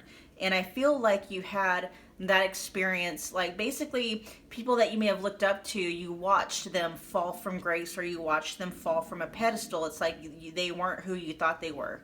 They weren't who they said they were, if that makes any sense. Yeah, you guys have been through some stuff. We got the Three of Swords coming up. Why is this Three of Swords here? Oh, the High Priestess. Oh. Okay, with the High Priestess in reverse, clarifying the Three of Swords. So your intuition's on point, because we have the Moon here, and then we got the High Priestess. So this is telling me that even though people presented themselves to you in a way, in an inauthentic way, you picked up on it. You picked up on it. But for some reason, you decided to believe what they said versus what you felt. And it caused you some pain, some heartache, some heartbreak.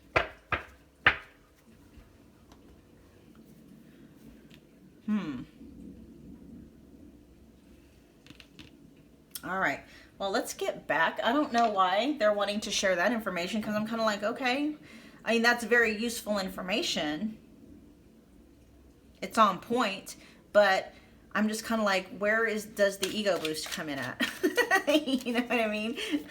Maybe it's just solidifying, you know, your power, how powerful you truly are. Like, you don't have to hold your light back anymore. You don't have to be scared of letting people see who you really are. And people are going to love you. You know, don't worry about the light blinding certain people. It's going to happen. That's what happens sometimes. You know, it's just like there's certain outlets, electrical outlets that can't handle certain, you know, currents of power. That's not your fault. You know, that's not your fault. You are here for the people that can handle it, okay? That have the natural energetic makeup for it, okay? That's what you're here for. All right, so now we're going to get some information that, like, personality traits that your future spouse love and adore about you in the first house, okay, which is all about how you see yourself. They're very, very drawn to your self-confidence. Did I get over on this one? Yeah. They're very drawn to your self-confidence. They're drawn to your overall outlook of the world, your way of seeing things.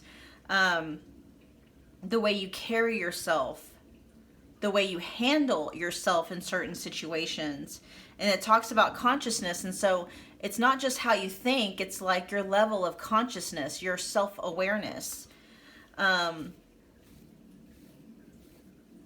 Yeah, so actually everything that this says, it talks about the body, identity, consciousness, ego, beauty and character, nature, gateway, beginnings, life philosophy, and awakening. They are very much attracted to, you know, your life philosophy, and your physical beauty as well. But I'm like, there's very little emphasis being talked about as far as your beauty goes, your physical beauty, because it's like it's bigger than that with you. It's bigger than that with you. It's almost ineffable. Like, it's almost, you can't put words to your beauty, your real beauty. Like, words can't describe how beautiful you truly, truly are. Like, if people could actually see souls, right? And not just a physical appearance, not just the vessel, but they could actually see the soul, which some of us, some of our souls do tend to influence how we look physically. But if we could truly see the actual soul, like, the beauty of yours would be, it would render them speechless. Okay, let's get a couple more cards from this deck for pile 3, please. I am very much picking up Empress energy with you guys. Nine of Pentacles and Empress energy. Yeah. I mean, you guys are just it. You're it. And then we also got, 8th house. So you, see what I mean? You've got this amazing outward, like on the outside, you're going to be completely like a puzzle to this person, because it's like who you are on the outside. There's so much to you. It's like, oh, wait till you see what's on the inside. I'm kind of freaky. And if you're not freaky like that, it's like there's mysteries inside of you that are left to be discovered by the right people. You're always going to keep them guessing. Okay? You may have some Plutonic aspects in your chart. Like, your chart may be dominated by Pluto or Scorpio. You may have a lot of placements in the 8th house. There's just this magnetism towards you. There's just this magnetism towards you. You don't even have to, you could just be sitting there reading a book and, people are just going to be like, who's that? Who is that person? Like, I need to know more about them. And you're like, I'm not even doing anything. I'm just sitting here. I'm reading a book, or I'm reading a magazine. You know what I mean? It's like, you don't have to do anything special for all of this attention. And I think part of that is what scares you, because of what may have happened or taken place in the past. But it's like, it's time to actually embrace that part of yourself, because there's a purpose for it. Okay, you incarnated here with that energetic makeup. Your soul is made up that way for a reason. Okay, there's a reason why you're built. You were made to capture and hold people's attention. You may have some. You may have had some lifetimes, or your soul origin may be from Vega. the Star of Vega. I'm also hearing Lyra, however you say it, says your life story hasn't yet unfolded. And this is more telling me like no one is ever really going to be able to pin down exactly who you are. And this is what drives your future spouse crazy, but in a good way. It's like because there's always this sense of mystery with you. Right when they think they got you figured out, you just kind of you change things. You know, they're like, oh, wow, okay. You know, you keep them on their toes. Things never get boring with you because they'll never really truly be able to fully figure you out. Let's get some, okay, now that we got that, let's find out what they have. What are they wanting to look for? Oh, look at this. Sugarcoating. No such thing with you guys, okay? Number one, your future spouse loves that you keep it real 100% of the time, okay? You don't sugarcoat anything. You're like, it is what it is. Not necessarily saying that you're really kind of condescending or like a bitch or a jerk about it, but it just, you don't feel a need to really sugarcoat anything. You're like, it is what it is. Take it or leave it. You are unapologetically yourself. You don't sugarcoat anything. They actually love that about you. I'm also hearing it's like you don't wear a mask. You're like, this is me.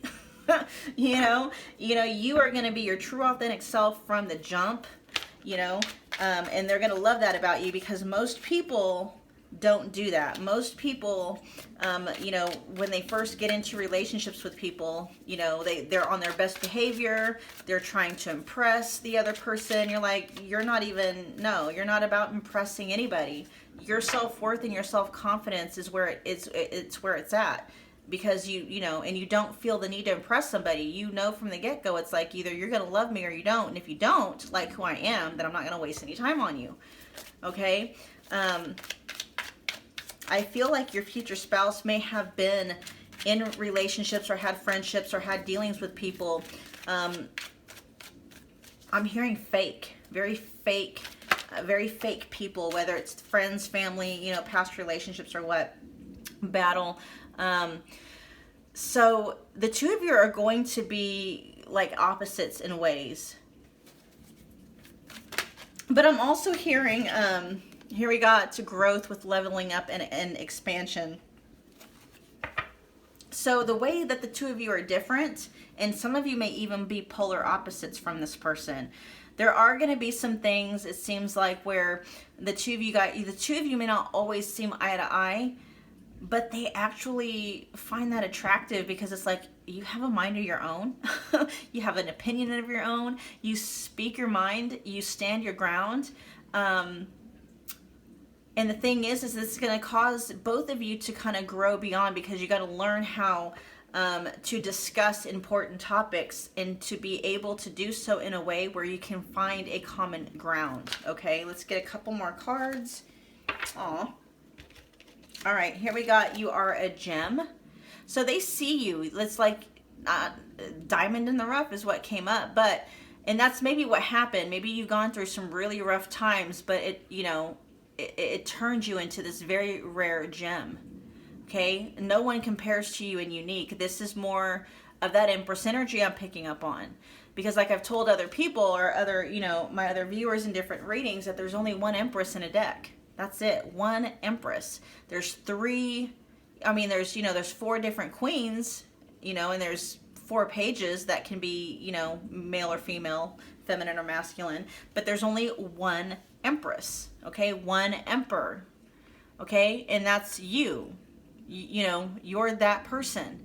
No one compares to you. Nobody owns and commands the pedestal and the spotlight like you do. They love that about you. And it's like when the light shines on you, it's just, man, you just glow, right? You know how when light shines on a crystal or on a diamond or something like that, it refracts light, right? And just splashes light all over the place. That's how you are. That's how they see you, okay? Then we also have detox with spiritual cleanse and purging. That's more Pluto, Scorpio energy, especially here with the moon. You may have, like I said, quite a bit of Pluto aspects or Scorpio aspects in your chart, or 8th house aspects in your chart. Okay, let's get some messages from your future spouse to you.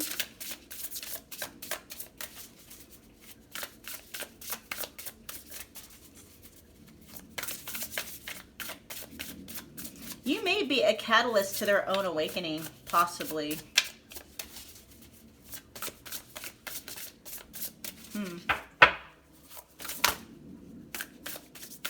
And that may be where some of these battles come from, because I feel like you are learning how to tame the beast, which would be the corrupt ego, or the ego in and of itself is the beast, right? The egoic mind is the beast, and you've learned how to tame it.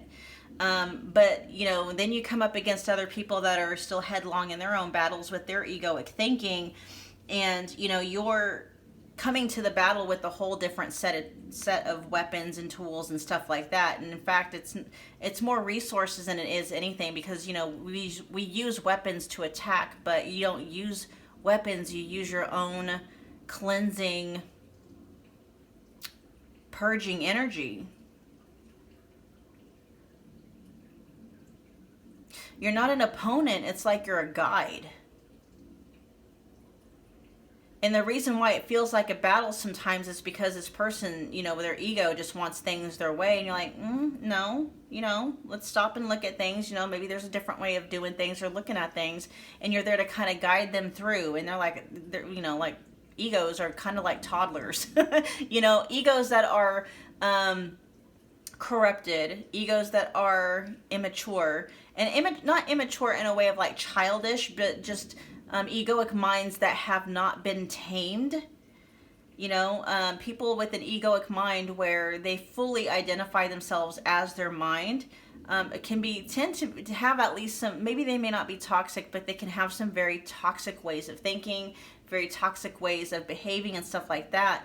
And not that your person or your future spouse is going to be toxic, that's not it, but they may still have some outdated ways of thinking that are keeping them from really being able to reach the next level of enlightenment or the next level of like a spiritual awakening type of thing. But I do feel like something about you and your union with your future spouse is gonna help them do away with any kind of thinking that is no longer serving their highest good. Okay, here we have, I'm working on me right now. See, this is them. I do feel like they are already on a journey, and you're going to help further that. Okay, so a lot of these battles are not really so much with each other. I feel like you're probably going to be a little bit further along on your healing journey than they are. But they are on the journey. They are. Like, their level of self-awareness is where it needs to be right now.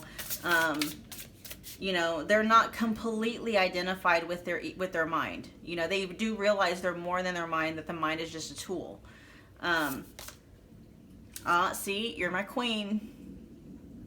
I believe this would say Empress if this deck actually had it, but this is the closest thing to it, okay? They know you're it. You're royalty, and they know it. Like I said, it's very much Leo energy coming through here for you guys. That energy, not to say if you don't have any Leo anywhere in your chart, that's just kind of that energy that you are embodying.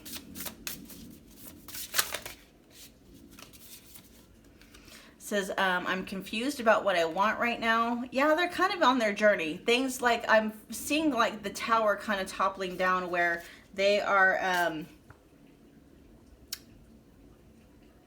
they may have gone through a dark night of the soul.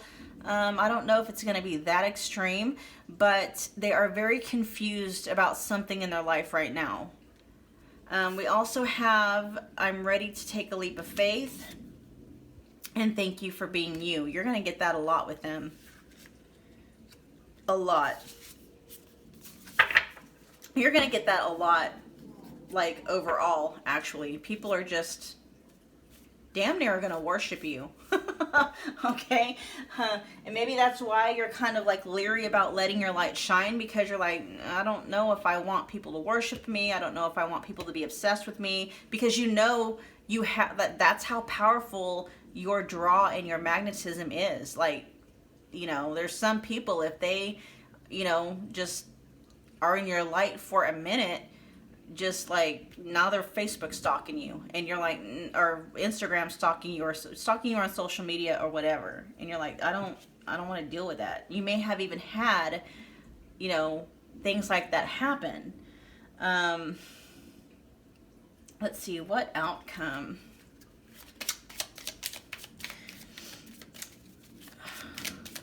But we have, okay, so like the moon energy, so you have this inner wisdom and inner knowing. And so, you know, definitely kind of work on honing that or connecting more to that, so you can feel that right off the bat. So you're able to kind of tune into someone else's energy and be like, I'm like, there may be times when you're just like, yeah, no, you don't get to, you know, I'm gonna turn off the awesomeness just a little bit, because you know, you're all kinds of weird, and I'm not like trying to, you know, be on an episode of Stalked. And you may have actually had like a romantic interest. You may have a lot of them, who just had a really hard time letting you go. Or that may be what's coming in the future. Ooh, pile 3. Man. All right, we got separation. Yeah, people are going to have a really hard time once they get a taste of you, once they get into your presence, once they get to know you. It's going to be very difficult. Like, they're going to want to attach to you very, very quickly. Wow. You have that. You've got that special sauce. It's just people get addicted to it. Heart with the key, welcoming love, meeting the one, open your heart, getting to, yeah. A lot of people are actually going to feel like that towards you. They're going to want you to be their one. Meeting someone new, dating, getting back out there, planning and setting a date. You're going to have a lot of people wanting to date you, wanting to audition for that spot, that future spouse spot. And actually, you know, your future spouse is feeling kind of turned on by that. Like, wow, you know, this person chose me kind of energy. We also have photograph. Yeah, I'm just telling you, I'm almost getting, you guys, like celebrity like type of vibes from you. Like, that's the capability that you have. Like, if you were to just let all of yourself just shine through without, you know, any kind of hesitation whatsoever. Like, you are the kind of personality, the kind of energy that could, you know, be an influencer if that's what you wanted to be. You know, be, you know, famous or anything, or, you know, stuff like that. You have that energy in you. You've got that makeup. You have that blueprint and that energy. And we also have lightning with sudden change, shocking news, surprise, epiphany, upheaval, and transformation. That's more, you know, Scorpio, Pluto energy. Jeez, you guys. Man. You know, y'all are just existing, and people, you know, and you just walk by people, and it's just like, you know, they just start to go through awakenings, and like, dang. All right. We are going to get, I think we only have one more deck to choose from, to pull from. All right, we're going to get some guidance from your future spouse. It says wisdom through mistakes, learning your lessons. I'm hearing who to trust and who not to trust on that one. A new beginning with have courage to open a new door. Yeah, that's another message about new beginnings. Huh. Let's get one more.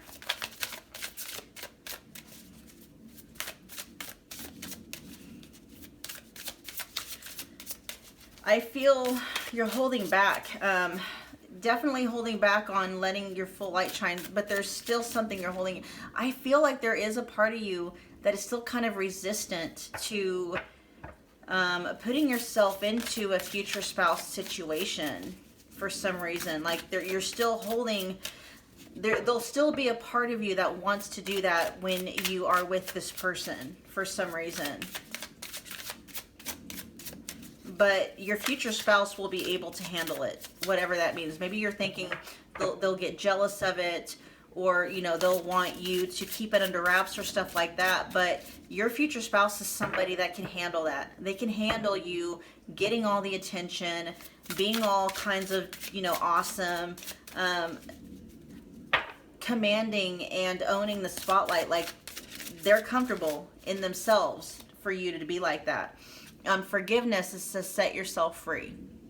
Okay, I mean, that's for, you know, forgiving others, definitely letting go of any kind of resentments as much as you possibly can, and not to let them off the hook, but to free yourself from being still chained to the past. It's almost like you're holding on to a memory as a reason to keep yourself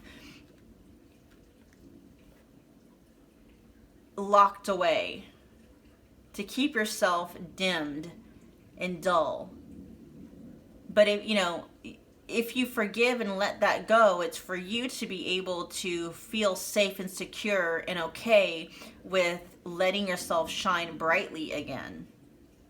All right, pile 3, those were your messages. I hope they resonated. Do me a favor and comment. Let me know what you thought. If this did resonate, you know, just smash the like button for me. Share, subscribe if you feel led to do so. And I will be reading for you guys again sometime soon. Thanks, you guys. Bye.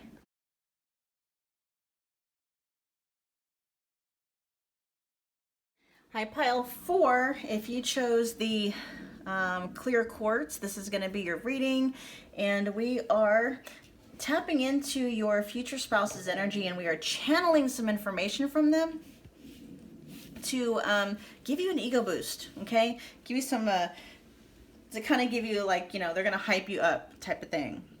All right, so I got some oracles here that I already pulled, and then we'll delve into the rest of the cards. Okay, so here we've got ask for what you need. So you're very good at communicating exactly what it is that you need. Like your future spouse loves that you're so forthcoming with what you need. Like, you're not somebody that's going to let your needs go unmet. And they may have had in the past situations with people where they were expected to be a mind reader, and they don't like that at all. Oh, we got travel coming up. Some Sagittarius energy coming through. Maybe Aquarius, maybe some Gemini. And then we also have Jet with I'm always divinely protected. I know I am safe. And then it says release anxiety, anger, jealousy, and frustration. Deflect negative energy. Practice meditation on a regular basis. Invoke divine protection. Improve ability to quiet the mind. So there's some earth energy coming through here too. You're very grounded. Okay. Oh, wow. Okay. So there's a lot of, and I'll have to see in the reading how it all meshes together, because I see a lot of different parts of you, kind of like a puzzle. And maybe this is how your future spouse is maybe feeling when they meet you. It's like there's so many different aspects to your personality. You're so intriguing is what I hear. Very intriguing. And I'm picking up several different messages with travel, but we'll see what other, see, and then we got simplicity coming in here too. That's funny, because I'm just thinking like, oh, wow.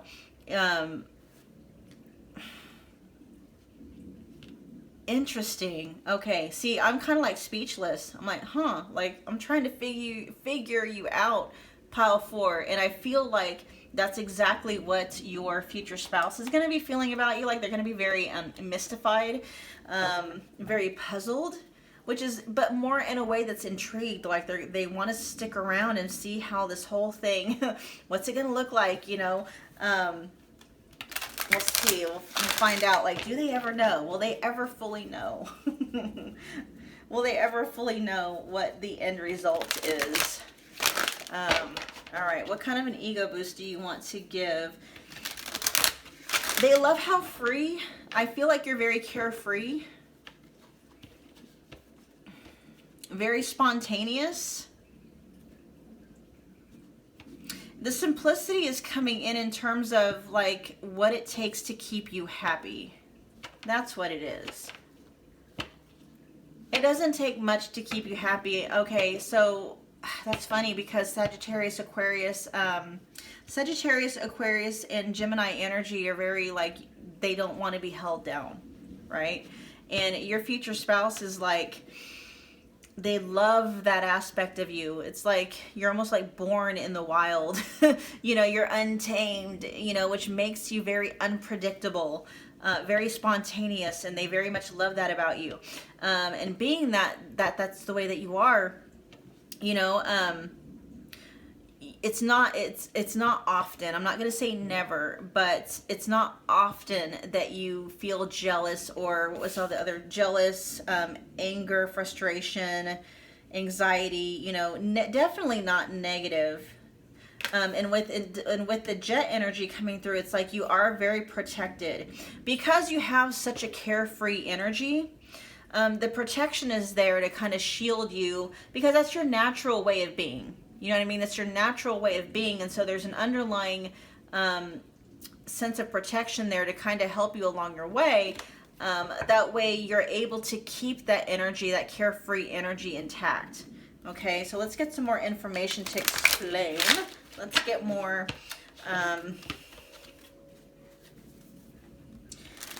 more hyped up energy. What else do you want to say? All right, pile 4 is future spouse. How are you wanting to hype up pile 4 today?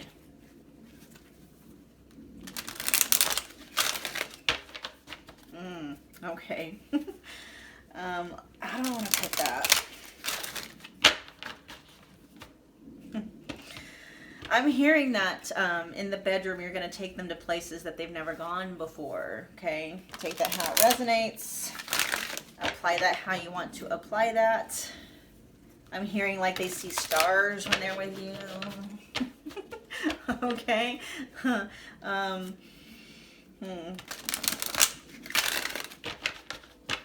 Interesting. Oh, okay. We have the 8 of Cups in reverse, so we're returning to something. Okay, we got the 8 of Cups reverse with the 2 of Swords also in reverse, and it's funny because the 8 of Cups is all about traveling, which is what we're talking, like traveling. I mean, you're traveling because you're no longer feeling fulfilled, and so you're leaving whatever situation is where you're feeling fulfilled. That may have been something that you have tended to do, but you're getting very clear that there are some times when you need to stick it out. Hold on, let's see, why is this?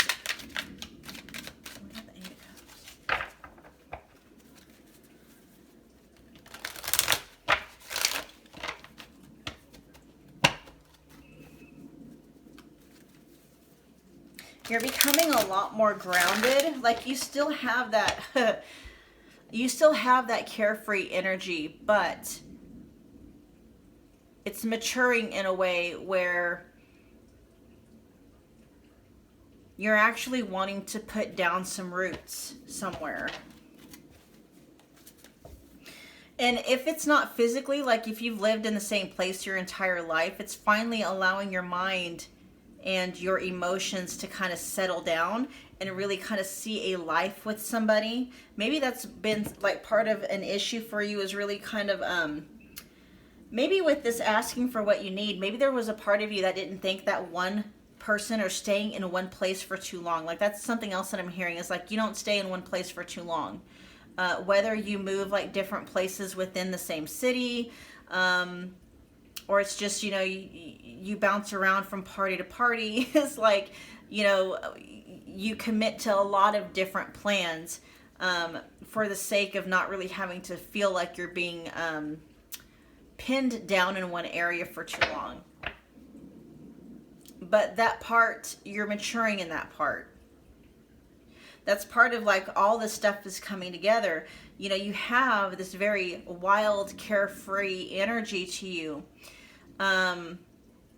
But you're learning how to, I don't want to say to be domesticated. I don't want to say to be tamed. That's not it. You're learning how to be wild and carefree in this world where other people are wanting you to be pinned down and tamed. And your future spouse is like, they're not going to do that to you. They're not going to pin you down. They're not going to try and tame you or anything like that. In fact, they want you for who you are. Like, they love that you're not like everyone else. They love that you don't subscribe to who society says you have to be or what your culture says you have to be. They love that you deviate from the norm, whatever the norm is for you and them. Okay, let's get some more information.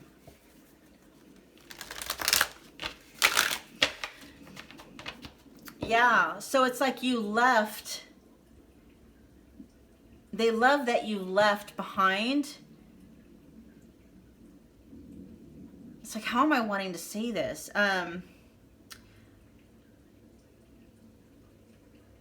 You're very clear about who you are.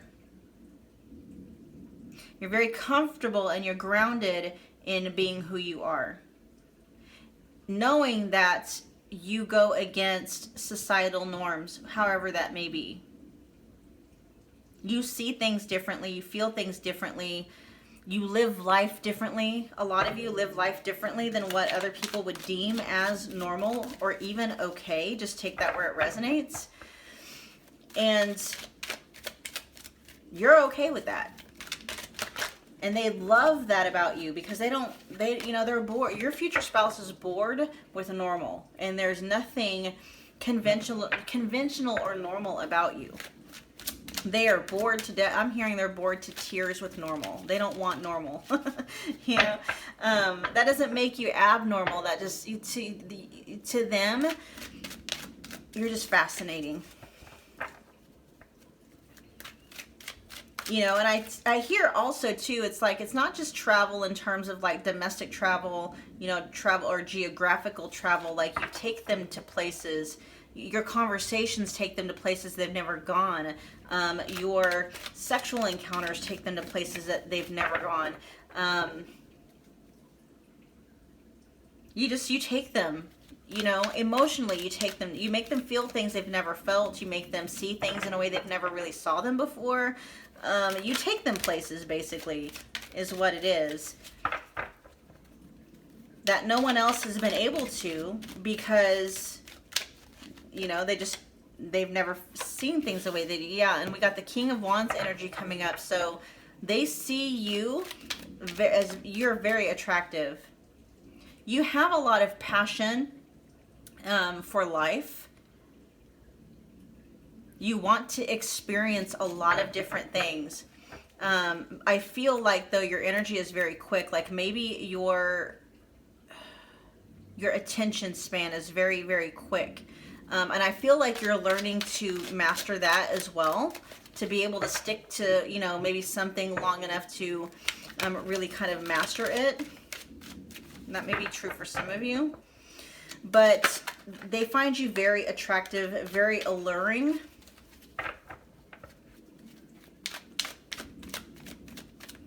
I'm hearing too much to handle. And they love it. They're like, you're almost too much to handle. And they love it. They love it.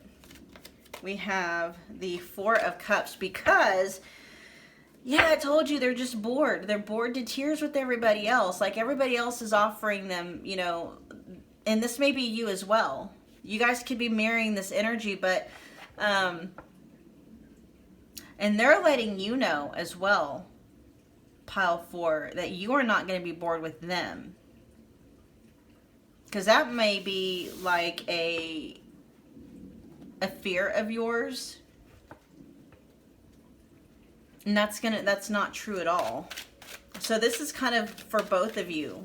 You know, you're going to find them very attractive as well as they find you very attractive. The passion, the chemistry between the two of you is going to be just amazing. And there is never going to be a bored moment between the two of you. Never a boring moment or a dull moment. Let's get a couple more cards from this deck, please.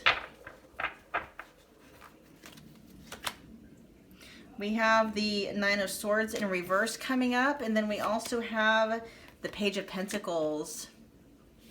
If you've been going through some dark, maybe someone tried to tame you. Maybe that's a lot of what's going on. It's like maybe you felt, maybe you have fallen in love before, pile 4. Someone tried to force you or put you in a box. You know, like, oh no, this, like the way that you do things, pile 4, no, that's not, nobody does it like that. Who are you? You know what I mean? Like, kind of made you feel bad about being yourself. But you're learning. You're very much learning.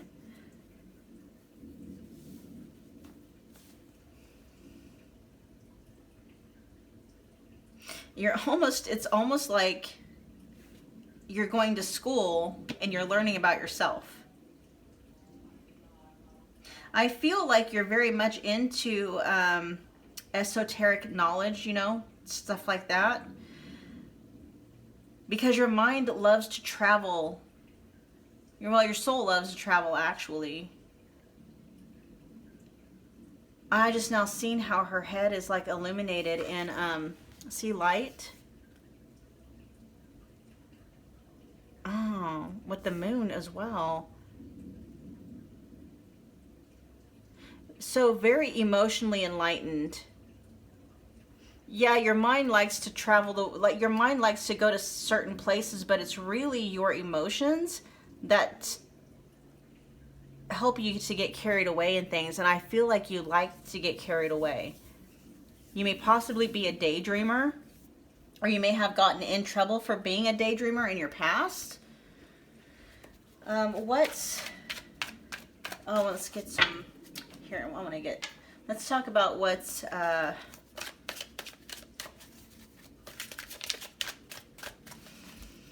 what attributes, what attributes about your personality are they just going to love and endure? Love and adore. I said endure. That might be how a lot of, like, you feel a lot of people have had to do with you, like they've had to endure you. But no, your future spouse is going to adore you. The North Node. North Star, life purpose, journey, karmic destiny, learning period, path, the challenge, fulfillment, and fruition. This is, the North Node is usually all about destiny. But you really do have a sense of purpose. You're very carefree. You're very spontaneous. But even when you go on your trips, you know, you still have a sense of a destination of where you want to go, what you want to do, how you want to experience life. And with the sense of fulfillment, they love how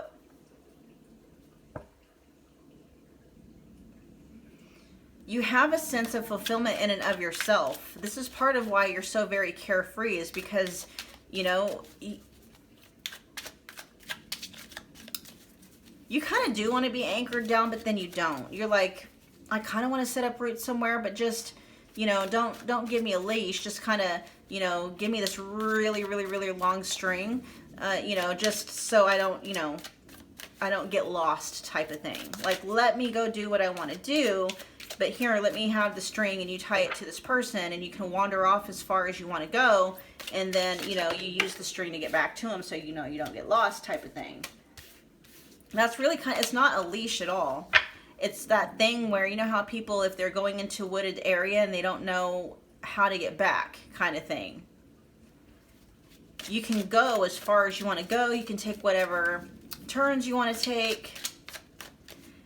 And they love that about you. It's like you're so carefree, but you still have a sense of home. And you want to know, you know, you want to make sure that you don't get lost. Interesting, the energies that are coming through for you, pile 4. Let's get a few more cards from this deck, please. Or 2 more. Let's get 2 more cards from this deck for pile 4. What does pile 4's future spouse love about their personality? Astrological transits favor you.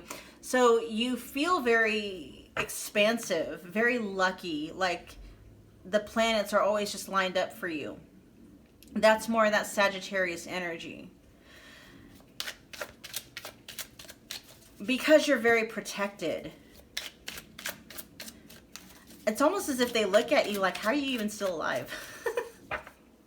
Not because of anything bad that's happened, but just because, like, you know, you kind of have this childlike way of doing things. You're not afraid of getting lost, really. You're not afraid of taking risk. You're not afraid of, you know, going to places by yourself. You're not afraid of much. And you don't really pay attention to, you know, any kind of threats or anything like that. You're just like, I'm just going to go. I'm not, you know, you don't let things like that color whether or not you're going to experience life while you're here.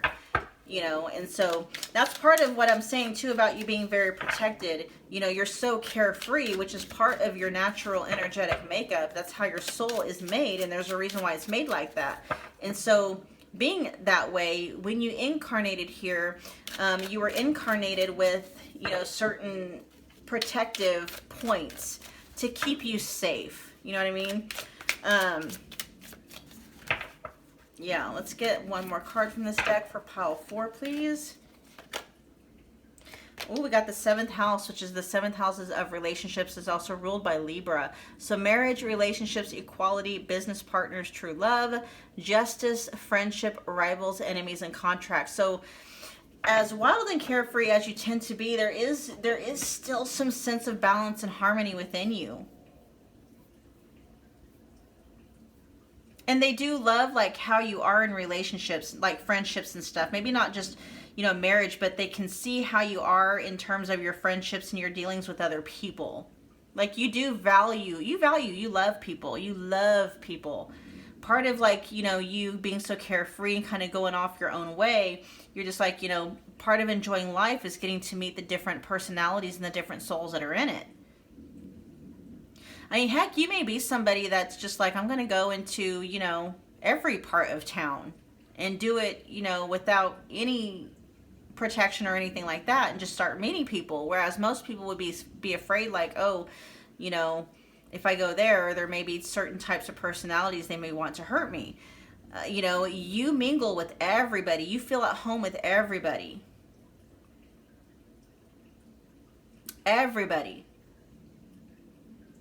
You feel at home with, you know, the wealthy CEO, and you feel at home with, you know, someone who may be a recovering addict or even struggling with addiction. I mean, you love people.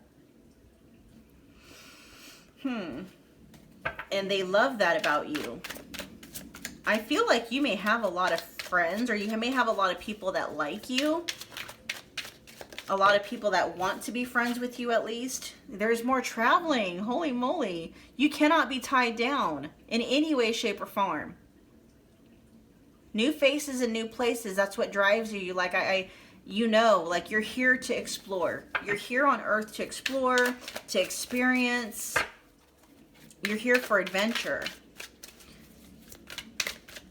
You're definitely here for adventure. And that's really how your future spouse sees you too. They're like, oh, being with you is in and of itself is an adventure.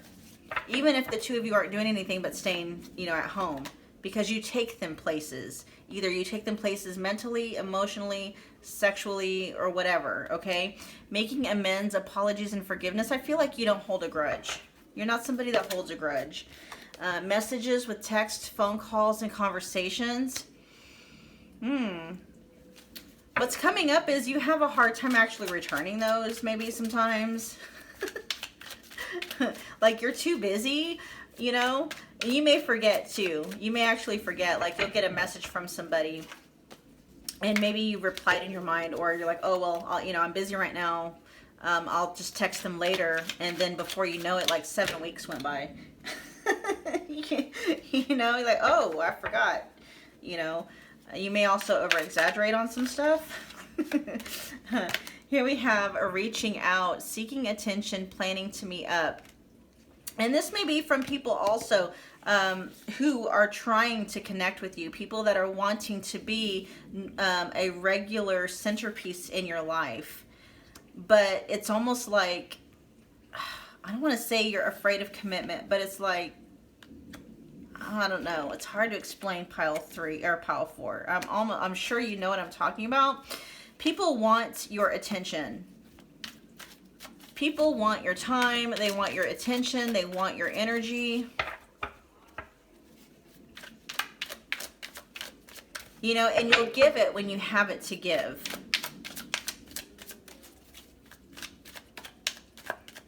People want to spend time with you. Yeah, definitely.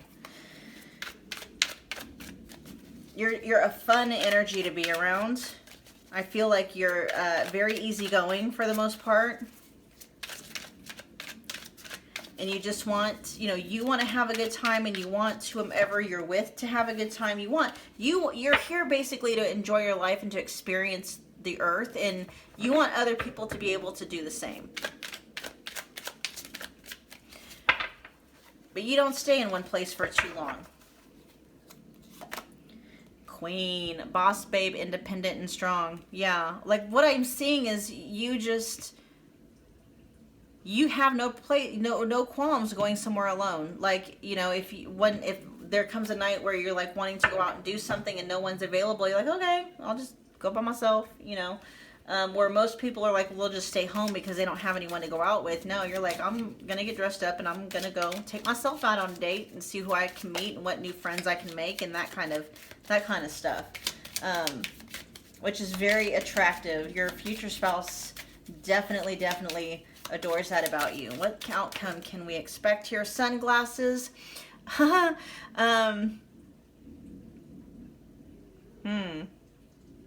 We got stalking on here, and that's the first thing that actually popped out to me. All right, let's get some more information before we hone that down. Lightning, sudden change, shocking news, surprise, epiphany, upheaval, transformation. Your future spouse may find out more about you. Like they may be like, before you're even on to who they are, they may have heard about you. Maybe they've seen you on social media somehow. Maybe they met you at a get-together and you just intrigued them to the point where they're like, I don't know if they're going to follow you on social media, friend you on social media, but they're definitely going to be trying to find out more about you, just because you're going to be so intriguing to them. And then we got the dragonfly with be lighthearted, finding out, things coming to light, adapt, change, and heal. And it's coming out right next to, okay, so we have perception, we've got changing, so something about your perception is changing. Changing about what? What is your perception changing about? What's coming to light? Something that you needed to heal? There's a heartbreak there. Okay, with this being the outcome, okay, so, oh, and then we have the end, a breakup and a separation. You're going to be healing from this. I don't know why I'm just now picking up on this energy with you guys. That's because you guys don't let a lot of people in on how you're feeling about certain things. You stay so busy, people don't really know. Very few people really know who you are on a deep emotional level. People wouldn't know by looking at you that you're heartbroken over something. And maybe that's the reason why it's hard for you to stay in one place, is because you're running away from being able to feel whatever this hurt is. But we do have heal here, so you are healing. You are healing. So the outcome of that you can be expecting very soon is finally to kind of feel that hurt, heartbroken energy finally lift. All right, what parting messages or guidance, I should say, what guidance does Actually, no, let's get some actual direct messages from your future spouse to you. Let's get 3 cards from this deck. And that's just your energy coming through. You know, release your attachment to me. Okay, you guys, an ex is coming through now. Why is your ex coming through? Or a past situation? Maybe it's because you've been like blocking it out for so long, and it's like this is what you're needing to heal. You're needing to like stop and look at this even though you don't want to. And this doesn't have to be like a romantic interest. This could be something that goes clear back to your childhood. Something that you're kind of blocking yourself from facing. Almost like you're running away from it.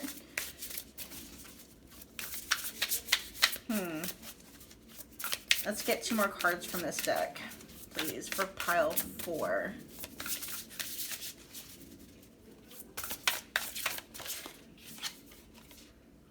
I want commitment. You do want commitment, but something about it, and it may be because of whatever happened in the past.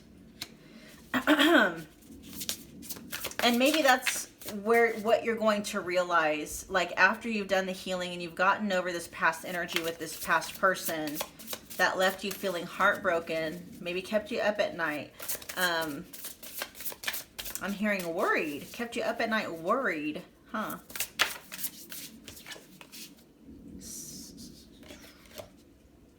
Ah, there is someone else. See? So we have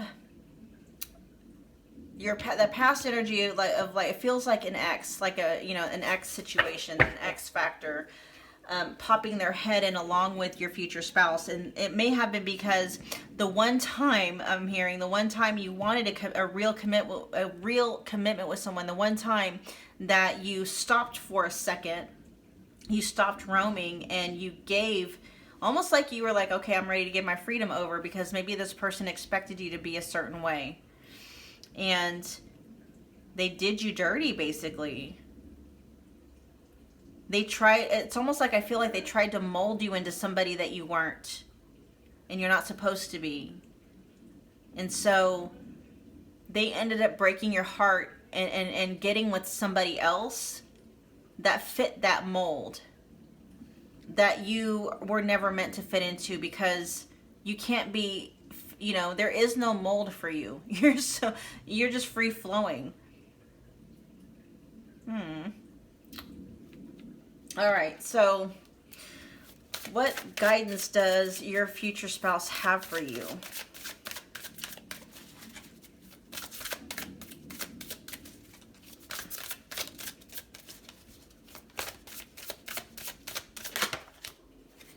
There's the moon again. Wait, hold on. Are you the one that got... No, you got the simplicity. So I'm thinking of pile 3.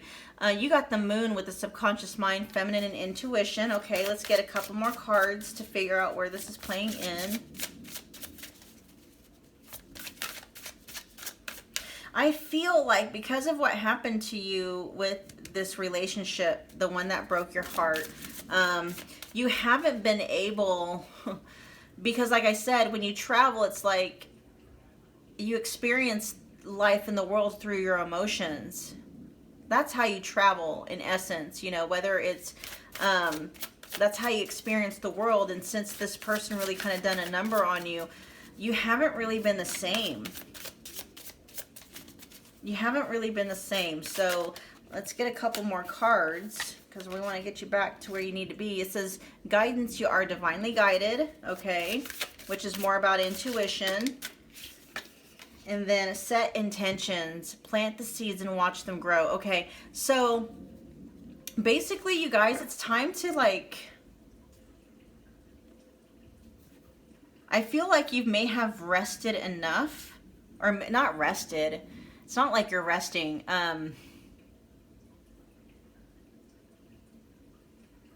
You've been bridled for long enough. And this is what you need to do in order to kind of get yourself back on your feet again and back to more who you are. That's why this this Page of Pentacles energy was coming out, because you're having to learn that there's nothing wrong with being who you are. It's like you need to figure out there's a bigger purpose, there's a larger purpose that you're here to serve, that you fitting into the mold of the majority of the other people would not be serving. Okay? You're here for a larger purpose, as the North Node here denotes. Okay? You know that. I think there's a part of you that is actually driven by that. That's what you're studying. That's kind of like why you're here. You're kind of learning that, you know, the molds were busted when you incarnated. You don't fit any mold. Because you wouldn't be able to fulfill your purpose if you did. It's so much more bigger than that. And the person that broke your heart and tried to make you fit into a mold that you were never meant to fit into wasn't capable of seeing the bigger picture. They didn't see the bigger picture, but I don't know if they ever are going to see the big picture. For some of you, I believe that's going to be the case.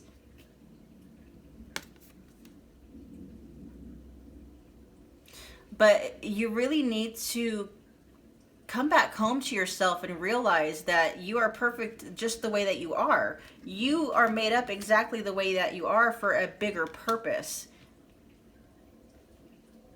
And your future spouse may be a part of that purpose, with the North Node coming up here, as far as things that they love about you. They love that the two of you are meant to be together.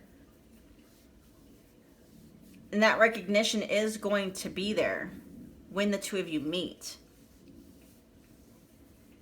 I'm going to pull, here, we're going to pull a few more cards from this deck. I'm just feeling led to do that for you guys. And it's from the Messengers of the Heart deck. Here we go. Ooh, on a pedestal. Check it out. It says, you're the queen of their heart, the queen of their fiercely guarded castle. It's only fear that makes them run. Man, what a parting message. Let's get a couple more. Let's see how this all ties in.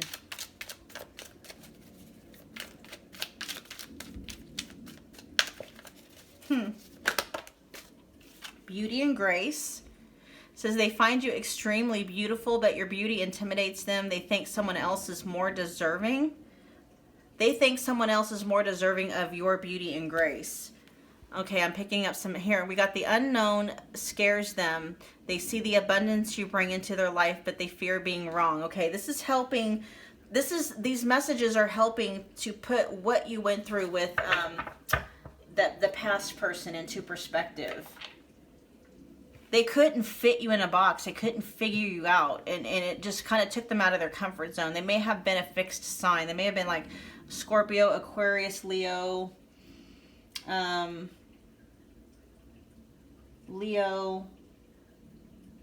Scorpio, Aquarius. What's the other one? Anyway, what are those 4 fixed signs? I'm blanking on the last one. You can like put it down below if you know which one I'm missing out, that I'm leaving out. But this person is just, regardless of how they were actually very intimidated by you. Fixed energy always wants to know, fixed energy needs predictability, and you are not predictable. They appreciated your spontaneity, but it actually left them feeling very uncomfortable, because you can't control somebody if you can't predict what they're going to do. That's why they wanted someone who fit in whatever box they was trying to put you in, because they're easier to control. You cannot be controlled. You cannot be tamed. That's what they didn't like. It wasn't that they didn't think that you were good enough. You know, they wanted basically to control you. But they did find you worthy. They found you extremely beautiful, so much in fact that it intimidated them. And it says right here that the unknown scares them. You were the unknown because you were so unpredictable.